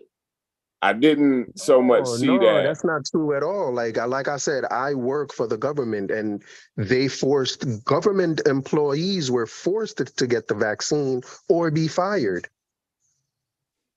That wasn't just in the private. It wasn't just in the private sector. I did see that, like, but what I'm saying is I didn't see it as far as like people's doctors and you know what I'm saying, and things like that. I saw it where it was a case by case basis, where it wasn't like a blanket thing. It was just, well, if this business decide that's what they want to do, they can do it. If this one don't, but as far as like it being a pandemic and then them telling people like, yo, it's illegal to, congregate, go to the beach and all of that. I'm still a little torn on that. I'm still, because you have to consider the fact that we didn't know. Everybody didn't understand that in the first, at the beginning. You know what I'm saying? By the time we got the vaccine, most of those things had got lifted. So I don't think it was like I said, it was just whether you wanted to patronize or be a part of whatever businesses was doing that, or employee was doing that, that was up to you. We still had the freedom. I don't think nobody was raped or great. Is that you can't say that? My bad. Whatever you said earlier, I think that was an exaggeration on your part there. You know what I mean? It absolutely is not, because there were people who actually chose not to go back to work because of that, right? There were a bunch of people that lost their jobs over it, and that's not an easy decision for people to make, Corey. To decide, not at all. I don't take it lightly. My job, and I don't know where my next income is coming from. And there were people that literally did that and lost everything and had to go find work elsewhere. Like, the good thing about people that worked for the government that happened to, because there are people who worked for the government decided not to report to work because they were given a date and they were like, yo, if you don't give proof that you're vaccinated by this date, you're fired, you're terminated. And there were people who chose not to, and they were terminated. But the only good thing about them is that for the most part, most of them got their jobs back and were paid back the amount of money that they lost out on. But with private people, a lot of them probably didn't get their jobs back and weren't necessarily entitled to get paid for the time they didn't work. So, you know what I mean? It's not that cut and dry, man. People did, there are people who really hurt over that, and we can say they got raped, bro. Well, okay, we might disagree in the last part, but I definitely I don't take that lightly at all. Right. The fact that they made that decision, and that's a life altering decision. I mean, it has dire implications in making a decision like that, especially in this society. But the last part, because the thing is, damn, man, it just, my thought just slipped my brain. I got slightly distracted. Something about great, Corey. Something about great. It was something about that. It was something about that I was objecting to, right? But it was a deeper issue to it. That's insane to say that, Corey. You know that's insane to say that. Nobody raped you because you still had the option to not do it. Yeah, it's not because that might be, and I said that at first, right? But he made a great point, which made me kind of want to not change, but I want to back off of that a little bit, because I don't take it that lightly that they made that decision. You know what I'm saying? That is a very, well, what I was gonna say is, I envy those people, right? And it goes to what you just said, Tuck. They did make that choice, but I envy them because they were principled and they stood on their principles, and the money and whatever comes with that, right? Like Kyrie. Yeah, whatever repercussions comes with that, they're willing to accept. And hats off. And I'm not joking in no kind of way. Indeed. Like, hats off for being principled. But is like that the hill to die on, Corey? That's the hill to die on? I was gonna say, sometimes, hey, the skit, when keeping it real goes wrong, it might be funny, right? But hey, it's not funny at all, bro. Sometimes keeping it real goes wrong, bro. You might pick a fight with a kung fu dude that's actually looking to practice on your ass. You know what I'm saying? Yes. And if I can take something back, Corey, I think the people that I'm suggesting that were raped are people like me. Say grape. Say grape. Yeah, the people who were raped are people who weren't as strong as those other ones to make the sacrifice and say, no, I'm not going to take the shot. Like the people, those are the, you know what I mean, the victims like me who chose to take that shot because we didn't want to lose. You ain't no victim. We not doing had. that. So that's what I mean. So those are more the people that I'm talking about who got raped, the ones who really didn't want to and who were given the ultimatum. Well, I like I said,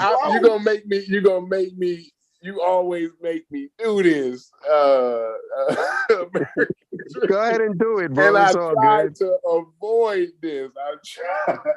I try my best because I really appreciate. The thing is, American Dream, I'm sorry, but you didn't stand on your principles, bro. You did not, bro. You didn't. Right. You didn't. You wasn't principled, and you didn't fight the rapists. You didn't fight the rapists. So you pulled your pants down. Fought. You can't claim victim. There we go. When you was running around hot assing. You know what I'm saying? Like you can't run through the crowd, right? Right. What do they call that? Flashing everybody, right? When the college girls go and they take their titties out and they run through the crowd flashing, and then when somebody touch one, right? Now is I feel violated. He violated me here. You know what I'm saying? It's not just about someone touching one. It's being made to run through there in the first place. Well, right? no, the fact you wasn't that had to be made you to knew run. it was better than running through there like that. No, that's the thing. Nobody bro, made what you mean? What you mean? Like, nobody it's not as if they told there, people. bro. Listen, it's not as if they told people. Me about the people that was principled and they stood on it, bro. You already told me about that. You the one who decided, you know what? I'm gonna gamble that don't nobody touch one. I'm gonna go ahead and run through the crowd and flash. And I'm gonna think nobody's gonna touch one. That's what you did, bro. So I'm just saying, like, hey man, I didn't want to go there on your American Dream. I tried to fight. I fought harder for that than anything, not to even go there for you. Hey, Corey, I told you he gonna talk long enough for you to disagree with him. I told you. I mean, we all. As soon as he said victim, I just heard you, Corey. I know you was like, oh no, I can't do it. It wasn't sitting right with me. It wasn't sitting right with me, but I tried to get it to where it was going. We could agree and move on, but. Yeah, you had to keep going, American Dream. I'm just saying, to me, from where I'm sitting at, bro, I seen the people. And you just told me about the people, right? Who stood on their principle. They say, you know what? Motherfuck this goddamn job. I ain't sticking a you ain't even sticking a goddamn thing in me. Goddamn it. I don't want it and I ain't getting it. You know what I'm saying? I'm gonna take my ass home. When I found this job, I was looking for a job. You know what I'm saying? All them sayings got said. You know all the sayings. You know what I'm saying? Yes, sir. Yes, sir. You know what I'm saying? All of them got said. And they stood on it, bro. That's right. American Dream. You chose you lived the American Dream. No, he lived the American Dream. And in these here United States of America, brother, you got choices. And yours was made, my nigga. That's all I got to say to you about that, bro. That's where I'm going to plant. That's where I'm going to dig my heels in at. I'm going to dig my heels in right there. Now, let me see if you can dig me up out of there. Go ahead. No, I mean, I'm not trying to dig you up out of it. When I say they're victims, maybe that's a strong word, but the only thing I'm trying to convey is the idea of losing your livelihood and to even be put in that position, regardless of the decision you made, you're kind of like a victim to where you have to make a decision on losing your livelihood. And people were made to be victims to that. There were some people who chose to lose their livelihoods. So they're a victim in one sense. And then there are certain people who chose to get stuck with something that they didn't want put in their body. So they're a victim to that as well. So, to say that they're not victims, I think that's kind of strong. I do still think that they're all victims, even the people who chose to take it out of fear of losing their livelihood. I think that person is a victim, and I'm not going to take that back, because I think the people that made them do it did it knowing the position they were putting them into, and knowing that, and that's what motivated them to do it, is because they knew that 85% of the people were going to do it regardless, because they just knew the position they were putting people in. And I don't think that makes them any less of a victim because they chose one way or the other. That's wild, American Dream. That's wild to say, especially with the results. Did you look at the results of the vaccine? You said, I'm still trying to get on to who these people are that saying you was more right about not taking the vaccine, and if you got COVID, you was better off. Who was them people? Them the same people that was pushing the vaccine?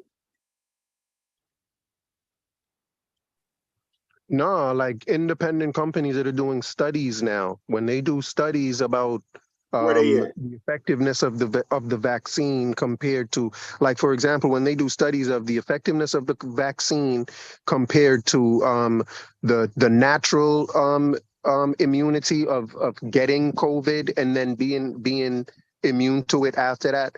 Like, when they do studies, they realize that. How can they do that? How can they do what? How can they do what? How can they do a study on how effective it is after? That one thing they can do. Hold on real quick, Mary. Wasn't that one of y'all talking points that they didn't have the long-term studies for the vaccine and stuff like that? Now the studies is okay. Right. See, it sound like double talk to me. No, what I'm saying is now that they have done the studies, they're showing that it was true that people that have a natural immunity, like people who had COVID, were less likely to get it than people who had COVID. Let me be clear. People who had COVID and didn't get the shot were less likely to were no more likely to get COVID again than people who had COVID and had the shot. Yeah, but I heard them say that. They said that while the vaccine, they already was saying that though. American Dream. Who was saying that? The people called anti-vaxxers were the one were saying that. Yeah, because anti-vaxxers were saying natural immunity. Anti-vaxxers were saying natural immunity is as good as the vaccine, because they were saying that. Because let me just finish. Anti-vaxxers, as they were called, were saying that having COVID, after you have COVID, you don't have to get the vaccine anymore, because having COVID is enough of an immunity to getting it again. They were saying it's as much of an immunity. The pro-vaxxers were saying no.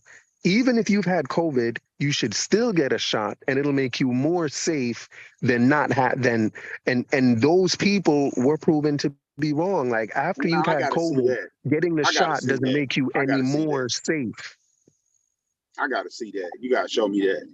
I mean, you know what I mean? But those are the types of arguments that were made, and those are the types of arguments that are being confirmed if you're really paying attention. I thought they were just saying natural immunity. That they wasn't saying after you got COVID. The anti-vaxxers they anti-vax. They saying natural immunity work. I'm just giving you an example. No, I was just giving you an example of one of the arguments they were making.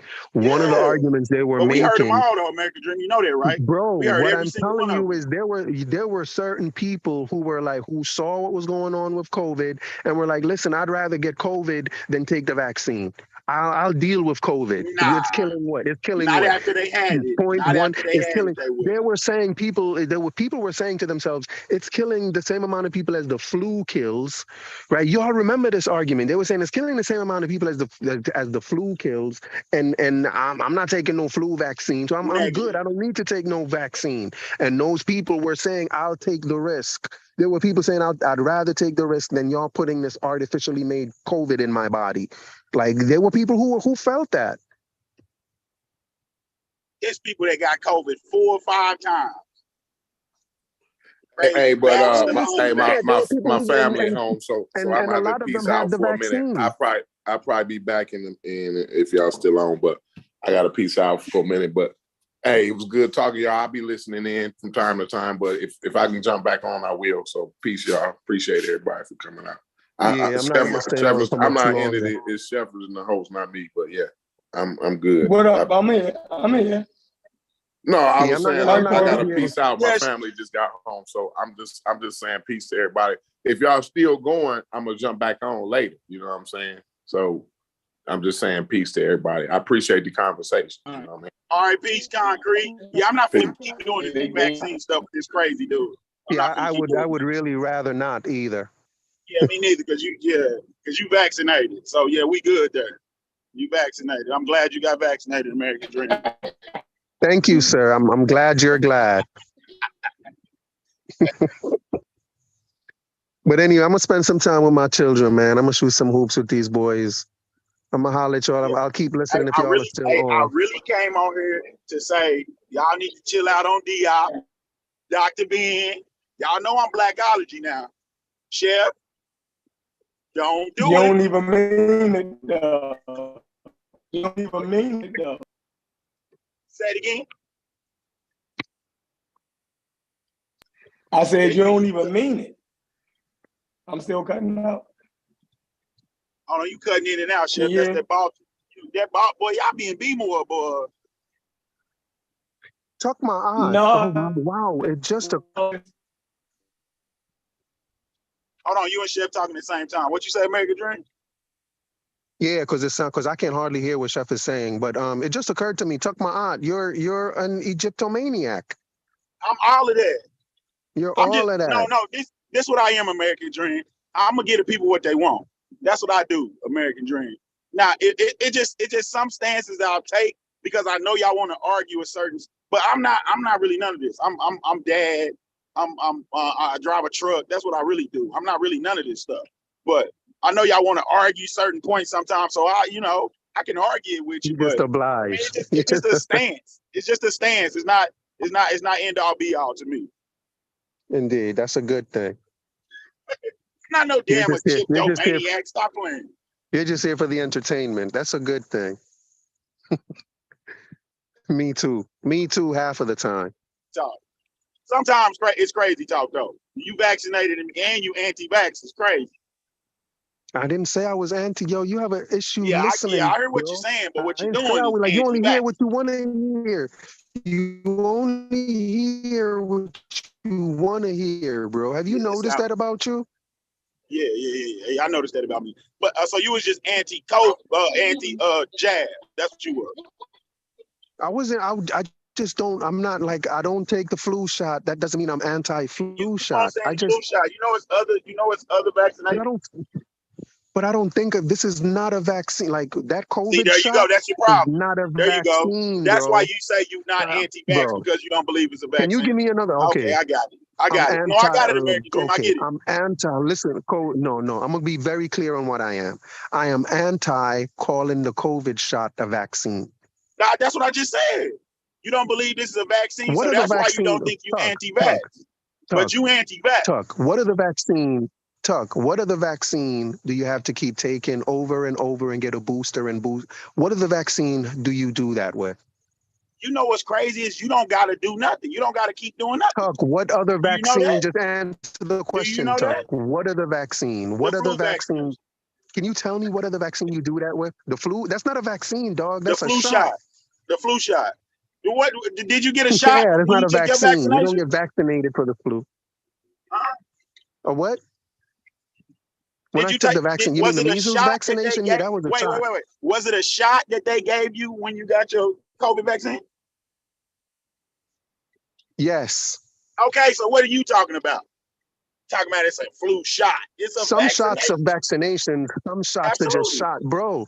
Some shots, bro. Some shots are vaccinations. Some shots are just shots. How else do they administer? Not every shot is a vaccination. If how you else have do to they keep getting a administer shot, vaccination? if you have not by giving you a shot over and over and over, if you have to keep getting a shot over and over and over, you're not being vaccinated. If you get a shot once and that's it, you're being vaccinated. Have you ever been out of the country? American Dream, have you ever been out of the country? Out of Jamaica? Out of America? Yes. Did you get vaccinated to leave the country? Did I get the COVID vaccination to leave the country? Oh, yeah. Yeah, that tell me everything I need to know. Is that what you're asking me? If I got the COVID vaccine to leave the country? No, like when you go into certain countries, sometimes you have to get a vaccination to go to that country. If I wanted to go bad enough, I probably would. Okay then. But if I didn't want to go bad enough, I'd probably be like, no, I ain't taking no shot to go to no Zimbabwe. Yeah, it'd be a line of people that got vaccinated when they leave the country though. I don't see them arguing with people. I just think y'all just had a problem with this. But they have a choice. But they have a choice to do it, Tuck. Don't you see the difference, Tuck? They have a choice, Tuck. They have a choice. These are people that are choosing. I'm saying, no, I did not. You may not like the choice. You may not have liked the choice, but you definitely had one. Tuck, the people that are leaving the country and choosing to be vaccinated they're not saying, oh, I have to leave the country, I'm going to lose my job, so I'm going to get vaccinated. So then they don't have that dilemma, Tuck. Come on, Tuck. I don't care about the dilemma. I was just so why are you equating them with me? Why are you saying they're going through the same thing that I'm going through? Vaccinations. That's what you're saying. Forced vaccinations, you against. Yes, okay. All right, I can flow with you. Vaccinations, forced shots, forced whatever, man. I'm against that shit. Like, why are you forcing people even though you weren't forced, can we agree that? You weren't forced at all, right? Yes, I know I was. It was either that or lose my bro. If you tell me it's either this or lose your livelihood, you're forcing me, dog. What you talking about? You gonna put a traumatic livelihood. You put livelihood on it. You was gonna lose your job. You could get another job, American Dream. You know how old I am. Another job. I don't want to go through all of that, dog. I know you. Yeah, there you go. There go that choice. Come on, man. You're not sounding like a victim no more. There you go. Stand up. All right, bro. Nah, y'all tripping. Look, so hey, Tuck. I think you bullshitting. I think you bullshitting on that Diop shit. Yeah. You think I'm bullshitting? I think you bullshitting. Ah, man, you can't think I'm bullshitting. I think you bullshitting. At the symposium or after, Chef? What you talking about? After the symposium. Yeah, okay. You can have me after. But at that symposium, he had smoke. He was smoking. Yeah, he was smoking wrong. That's like somebody jump out the gate wrong as a motherfucker. For instance, let's say American Dream. Look what he just did in the middle of the COVID situation, right? You don't have a leg to stand on about the scientific research, right? The efficacy of the vaccine, all of that shit, right? And you still, you're talking like you got all of this information and nobody had it, right? You going against the scientific and medical community, right? And we don't even know what you do for a living. That was Diop.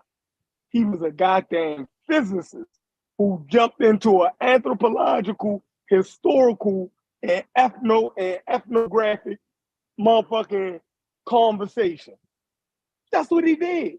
You feel me? And the hodgepodge mixed everything up together because he had a political agenda. So he was wrong from the get-go. Now you go. You don't concede nothing, Chef? You don't concede nothing at that symposium. It's because you got the after though. It's because you got the after and they got to come back and and years later put stuff together. But he didn't back them off of African. He didn't put him in that. He didn't put him in that realm.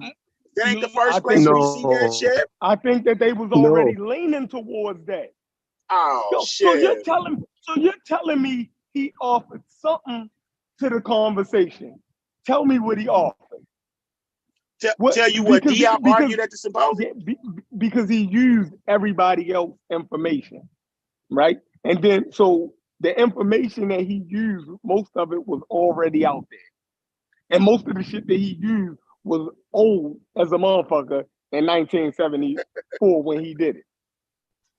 And outdated. I think a lot of the linguistic stuff that him and Obenga presented was new stuff that added to, or that strengthened the idea that Egypt was African. They showed definite connections between the languages in Africa and the Egyptian. So that is what they added. So they did have things that they added that was accepted. I think a lot of the stuff where they showed similarities, not just with the language, but with cultural stuff. I think they call that stuff iconography. And then they just showed cultural connections between and stuff that weren't necessarily already available. They did bring some new information that people accepted. And okay, I mean that's great. Yep. Oh, because shit. I'm saying the linguistic shit that they brought, right? That was the first time African languages was compared. It don't mean that he was fucking right. You dig what I'm saying? Nobody said that he was right. They disagreed. They said that he had methodological issues, meaning how do you arrive at that situation that those words are connected to Egyptian words just because of how the fuck they sound? You dig what I'm saying? Like, what I'm saying is the methodology. A linguist said that he was making great errors, right? So how the fuck could you even? That shit don't stand. Fucking Egyptian ain't related to no goddamn Wolof, and that's what he tried to put. That's what he tried to push. Go ahead. I think the main issues they had with his methodology was the race-related stuff. His work with saying that what race they were, but in terms of his showing connections with the languages, because if you read even the introductory papers that were presented, they already accepted that Egypt was African, and I think that a lot of their work was appreciated because, he pointed out certain connections between and similarities between the languages and the cultures. And I think that they did bring out certain, I would imagine that they brought out some new information that just wasn't available before. So I don't think they were just fully, ignored. On the race stuff, I think the rough is where they're black, but the linguistic stuff and the iconography stuff was about them being African, and I think that piece was accepted and had already been accepted, and I think their work strengthened that. And I, do I know enough to know whether or not everything that they presented was already known? I'm imagining that they presented some new work with the linguistics and showing connections. And I think people there appreciated that. So what of Wolof, when he tried to connect that, who agreed with that? That's what I'm trying. Like, if there was the linguist would have seen the connection. Like, so what did they accept? And I know I'm asking you the question, and I know you ain't a goddamn linguist, so right. I'm just being facetious. Because that's going to be my answer for that. Yeah, I would have to like really go more into the study of and look at what like most I'm giving you right now is just from just the summaries of what I read about what happened at the symposium, like in terms of going into really detail of what words in Wolof they were comparing to which word in Egyptian. I really can't tell you that, but I do know that their linguistic and iconography work was not dismissed totally like their race work was dismissed. Yeah, so if that stands, right, then we have an Egyptian, right, and a West African connection. If anything of that shit stand, then smashing them have not only Smash, we have Reggie, we have everybody else have a good leg to stand on. If that linguistic connection is real with Senegal, right, and motherfucking Egypt, then now the goddamn Hebrews got a leg to stand on. You dig what I'm saying? Because they make a connection with West African people, right? And Israel is right. So if the Egyptians can make contact with West Africans all the way down there, then the Israelites definitely could. So when you start opening up this door and these people in that argument, like you're opening up the door for everybody else to put this bullshit into the mix. That's where I draw the line at. Yeah, man, Chef, when y'all get done, we ain't gonna have nobody left. It ain't gonna be nobody left. Y'all, man, we can't have nothing. No, but I think you still gonna be here. You still gonna be. But Chef, it's one thing to say. It's one thing to say. It's one thing to say you share a language with your neighbor, right? Like if two countries that are neighbors have similar speech patterns, right? It's one thing to say these people have similar speech patterns. It's a different thing to say because of those similar speech patterns, you can conclude that these people over here were originally started by the people over there. Right, that like they're making a huge leap. Like we can say that there are connections between languages in Africa without having to go as far as to say that this one started from those people over there, and it was those people over there who traveled here and started this society, and that's the only explanation for why they have similarities in their languages. Like that to me is the stretch, but it's not anything crazy to say all African societies are going to have certain especially the neighboring ones. They're going to have similarities in the way they speak, hey, American Dream, they dress. It's the melanin test. Senegal is not a neighbor. It's the melanin test. No, I know what it is.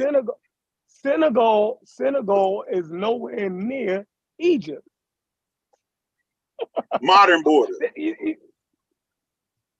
So you show me an ancient border of Senegal. I mean, I would love to.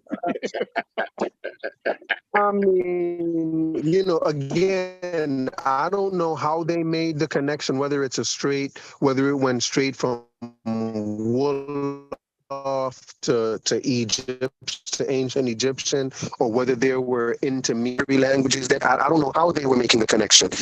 I would have to study that. But all I'm saying is all African degree, and that idea is not crazy to me. The idea to hear that there are similarities in speech patterns between African countries, that idea to me is not crazy. Right. Well, what would be crazy is to take it further and say because of that, one of them started with the other one. Like that to me is a stretch. No, I'm not even going into the start point. You dig what I'm saying? I'm not even going into the who start. I'm saying just the connect. Like if there was some type of, origin connection where both of these, where the Wolof language of Senegal split from the Egyptian language, I'm saying that's what be the fucking error. Like that means that these people in Senegal and these people in Egypt came out of had a common origin, right? I think that's what it'll be saying. because he was trying to show that the connection was with Black Africa, meaning that Black Africa was connected to Egypt and they had one original culture that diffused and spread out all out throughout Black Africa. That's like the claim. You feel me? Right, and I think people were just, and I think people just more said it's easier to accept that those connections only show them to be African, not necessarily Black African. But that don't even make sense because Israel and Turkey probably is closer to Egypt than Senegal is to Egypt. So just because Egypt is in Africa, you're just saying that they have to have a connection with African countries that's on the other side of the world of them. It would seem that they would have a more connection with people that would be closer to them geographically, regardless of how you name a continent. So just trying to say that it was a connection because it was Africa, that's crazy as hell to me. Hey, it would seem like that. There's no connection with Wolof and Egyptian at all. He got that wrong too. I got a whole paper on it where another link breaking it whole down. And plus, the mistake they made is that Wolof have a lot of Arabic borrow words in it. And when they made the mistake, because Arabic is in the same family as Egyptian language and other Afro-Asiatic languages. So they took some of the borrowed words and assumed it had some type of connection to Egypt. Wolof is solely Niger Congo. That's what it is. Okay, so it sounds as if y'all are saying that its closest relative is Fula, Serer, Balanta, Bach, all the other Atlantic Congo languages. It's part of a specific branch of Niger Congo, actually. So how you gonna skip and jump and slam dunk over all them other languages it's related to and go straight to Egypt? Right. So it sounds as if y'all are saying that even his linguistic work was to show that Egypt was Black.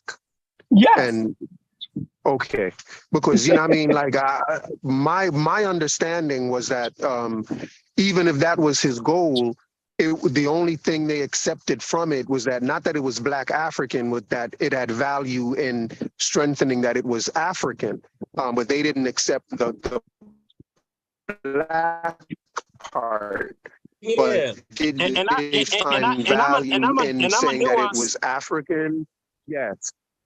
And I'm a nuanced type of guy. Of course, Egyptians ancestry, they do have, them coming from Afro-Asiatic, so they do have a Madic component, you know what I'm saying, like a Cushitic type component, because a lot of the people that became the Egyptians in the Heliocene, most of the males is EM38, and they come out them Red Sea Hills area. So a lot of the males strictly come out of like Afro-Asiatic, and you got M1s and shit like that. But they got they also have a overlapping sweep of Eurasian back migrations because of the proximity they in. You know what I'm saying? This different, not even when I say Eurasian, a lot of people just think, oh, you talking about white people. No, the earliest, but the base Eurasian weren't even lily white looking people. They probably look like they most likely like people that's in South Asia, like Indians or Vidoids and shit. You know what I'm saying? And then Egyptians was mixed. They wasn't homogeneous. You know what I'm saying? You had Nilo-Saharan in particular regions and admixtures in that too. So, you know what I'm saying? Of course, overall, they're gonna have like a Mediterranean adaptation in that basin, but they did have mixed components. You know what I'm saying? You might see a dude that you might think, okay, this dude look Middle Eastern, however people think they look, but he might have, you know what I'm saying, tropical limb proportions. He might have a wide nose or a big lip, but overall, he might have other components too that's mixed with other things.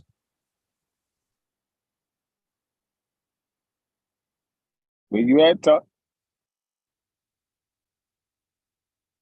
Egypt was like Dominican Republic or Puerto Rico. You know what I'm saying? You look at the Puerto Rican, you're like, oh, he mixed with a little something. You know what I'm saying? But like he got some tropical in him, and he got some Spaniard in him too. You know what I'm saying? Yeah, I'm right here. Gullah know where I stand at. I don't got no problem. I don't got no problem with Gullah and Ngozi when they go in and do all of that though. I'll be lost as a third grader, boy. You know, lost as hell. But I respect the work that they do on it. But I'm not throwing Diop away. That's what Chef's trying to do. Chef ain't seen no ground, and he can't do that. You just can't do that, For what? Chef. I'm For not what? gonna let you do it. Come on, for what? For what? Okay, he said that they were African. Okay, yeah, they was on the continent of Africa. Man, you need to move, man. You need to throw that flip phone away and get you a smartphone, Tuck. No, listen. He said that they were African. He got lucky in saying that they were African. You feel me? Like, yeah, that's pure luck, right? And his idea of African was black. So I don't even accept that all the way from him. His ideal of African was black Negroid. That was his ideal of African. So just trying to connect your argument just because he put the word African in there, it does not save his argument, not one iota. I will never let him get away with that. I don't let Unc and them get away with using just the African shit. You dig what I'm saying? Because that's generic.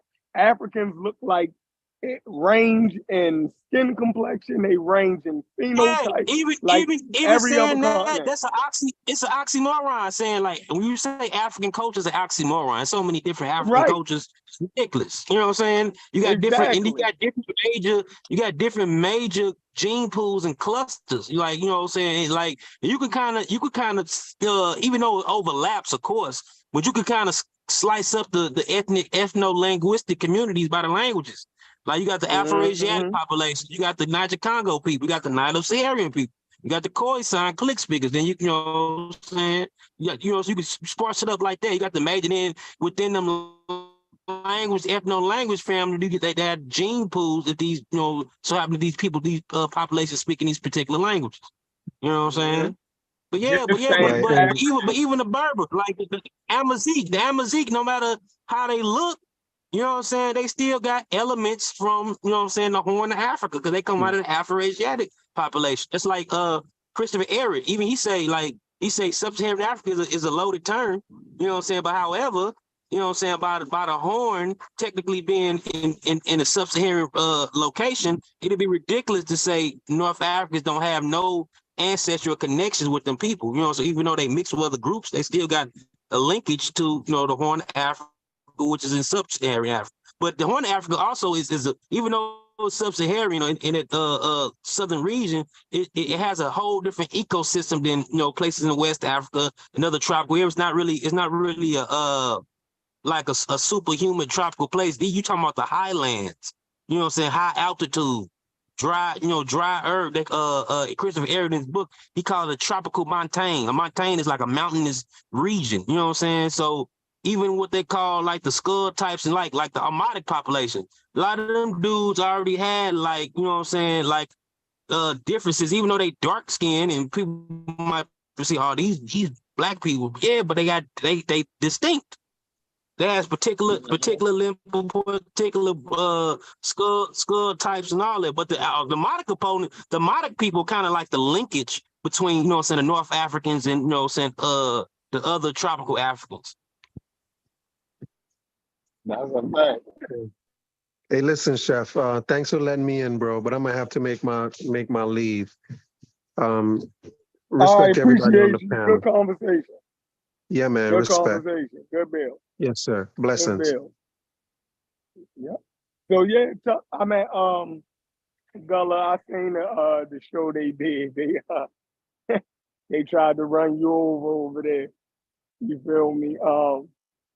It was crazy. Yeah, they tried to act like that dude was actually beating you up. Yeah. That was nuts.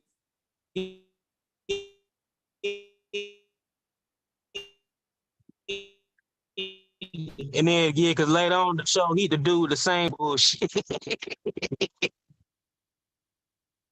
Yeah. So my whole thing with the conversation is, I think African is too generic when we start to, especially when we trying to lay that over Diop and Dr. Ben and them claims, right? Yeah. Diop and Dr. Ben and them claims was not just the generic term African. They were actually talking about black people, more Negroid morphologically. That's what they were talking about. So when we say that they're wrong, right? Exactly. When we're saying that they're wrong, people always jump in there, but they was just saying that they were African. No, they wasn't. They didn't understand the word Africa the way that we understand the word Africa now. For all that they were talking racially. Period. And everybody keep trying to hide behind that, right? That word African, acting like you can save Diop and Dr. Ben and them arguments, and you cannot save their arguments just using the word African. That's not even being sincere to the argument that these niggas was making. Yeah, and I don't know who in the chat. Some dude talking about some Afro-Asian. It is a language. It's the least controversial language in Africa. So get out of here with that. And plus, Diop or Joe, you know, like you said, he did have a political agenda. Like he had a political background. I think he kind of like let that stir his ideas.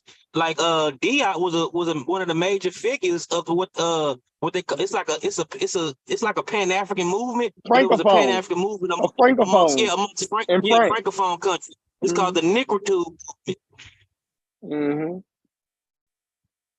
Yep. Yeah, he was a part of that. You know what I'm saying? So they had a political, you know, a political backing and all that, you know. Yeah, so I don't let them get away with just a blanket term African, right? Yeah. African can mean so many different things. You dig what I'm saying? Like, nah, these guys actually were saying something else. They were saying Negroid. And if you wasn't of Negroid morphology, then you wasn't a real African. Yeah, right? It's like invader or the remnants of invaders, right? Yeah. I mean, Chancellor Williams said in the first chapter of Chancellor Williams' book, that's what he said. He go in on it. He said that all of Africa was Black Africa from the northernmost point down to the southernmost point. It was all the land of Ethiopia, the Balad El Sudan, the land of the Blacks, right? And it stopped being that when other people started coming in and pushing the Blacks further south to where you see the so-called Black populations at now below the Sahara. He's saying that was a gradual push from people that came from outside the continent and over thousands of years pushed them to their current location. Yeah. So, you know, that's his claim. He gets thrown out. That's not true. That's not true. How they pushed him. So that's where we at with the conversation. You know what I mean? But yeah, they up against it. You said they mutated? Yeah, and some of the back migration. You got some Eurasian markers and components of Eurasian people that have been in Africa so just as long as Native Americans been in the Americas. Shit, they've been there so long that they mutated. You know what I'm saying? Like U6, for example. U6 got particular branches that actually mutated in Africa. Yeah, so they African the same way we say Native Americans is Native American. They American. Why? Because they've been here so long that their genetic mutation happened here. Yeah. That makes them American. The same way that those African, those back migrant people been there so long, right? That they are part of the indigenous population. That's where, you know, their mutation and their culture and everything, you know, started at. So I mean, yeah, it makes sense. Yeah, it makes sense. It's just like thinking that the current populations in sub-Saharan Africa, right, and the positions that they had, that was their original homeland. If that was the case, we wouldn't have a thing called the Bantu expansion. Yeah, you dig what I'm saying?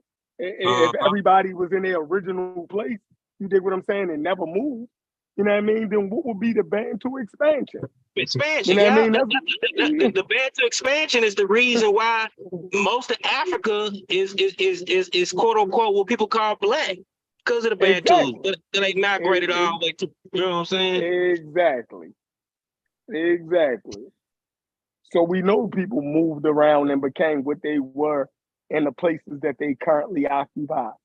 They never stopped being African or what they was because they decided to migrate and move and set up camp. You dig what I'm saying? So I mean, everybody just gotta get real with the conversation.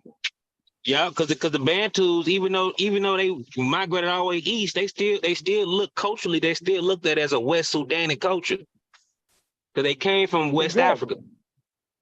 The culture, the culture that they brought to those regions, a lot of that shit, you know what I'm saying, was invented and innovated in West Africa before they even migrated. Of course, they had other derived things that they came up with, but a lot of the basis of their culture came out of West Africa anyway. They saying that the Natufians had a huge amount of sub-Saharan admixture in them. To the Natufians. Now they have a lot. I mean, the Natufians are mixed. The Natufians is a mixture of the Mushubian people who came out of Afro-Asiatic people in Northeast Africa, and they mix with the Cambrian culture, and that's what you get the Natufians out of. That's why the Natufians got that 6.8% Hamitic ancestry. You know, even in Egypt today, they got like 14% overall. But like that Hamitic component represents the Afro-Asiatic migration. Like even though it's smaller in the Middle East. When the Afro-Asiatic people came into the Middle East, they made a hell of an impact. You know what I'm saying? Bringing in grain collecting, and we're involved into more what you call it, constant agriculture in the region. You know what I'm saying? They brought that grain collecting culture to the Middle East people that was already there, and they kind of dominated. Even though they came in small numbers, they came dominated with a high advanced type of technology, which is grain collecting. So they was able to thrive a little bit better. Yeah. You know what I mean, than the current population. Yeah, that's all right, Abdullah, I'm about to get out of here. I'm going back to work. I appreciate y'all chopping, man. You dig what I'm saying? I might do something later if Uncle and them don't do something later. Because then you need to go live. Yo, ain't been nobody live in a couple of days, Gully. You need to pick up on that. I am. I went live last. You know, I was live last Saturday. I'm going live again this Saturday. I was in there. Okay. Yeah, I'm either gonna do some on. I got this Kieta article. I got to read through it first, but it kind of pertains to what the subject been talking about. And or either I might bust out that damn Wolof joint about Diop and how he was wrong about the Wolof shit. Yeah, that's what they trying to hang on to now. The linguistics. I'm gonna hang off. I'm gonna peel that finger back off that clip. I'm gonna do him like Scar did Mufasa. I throw him off that cliff. All right, bro. Appreciate you. All right, bro.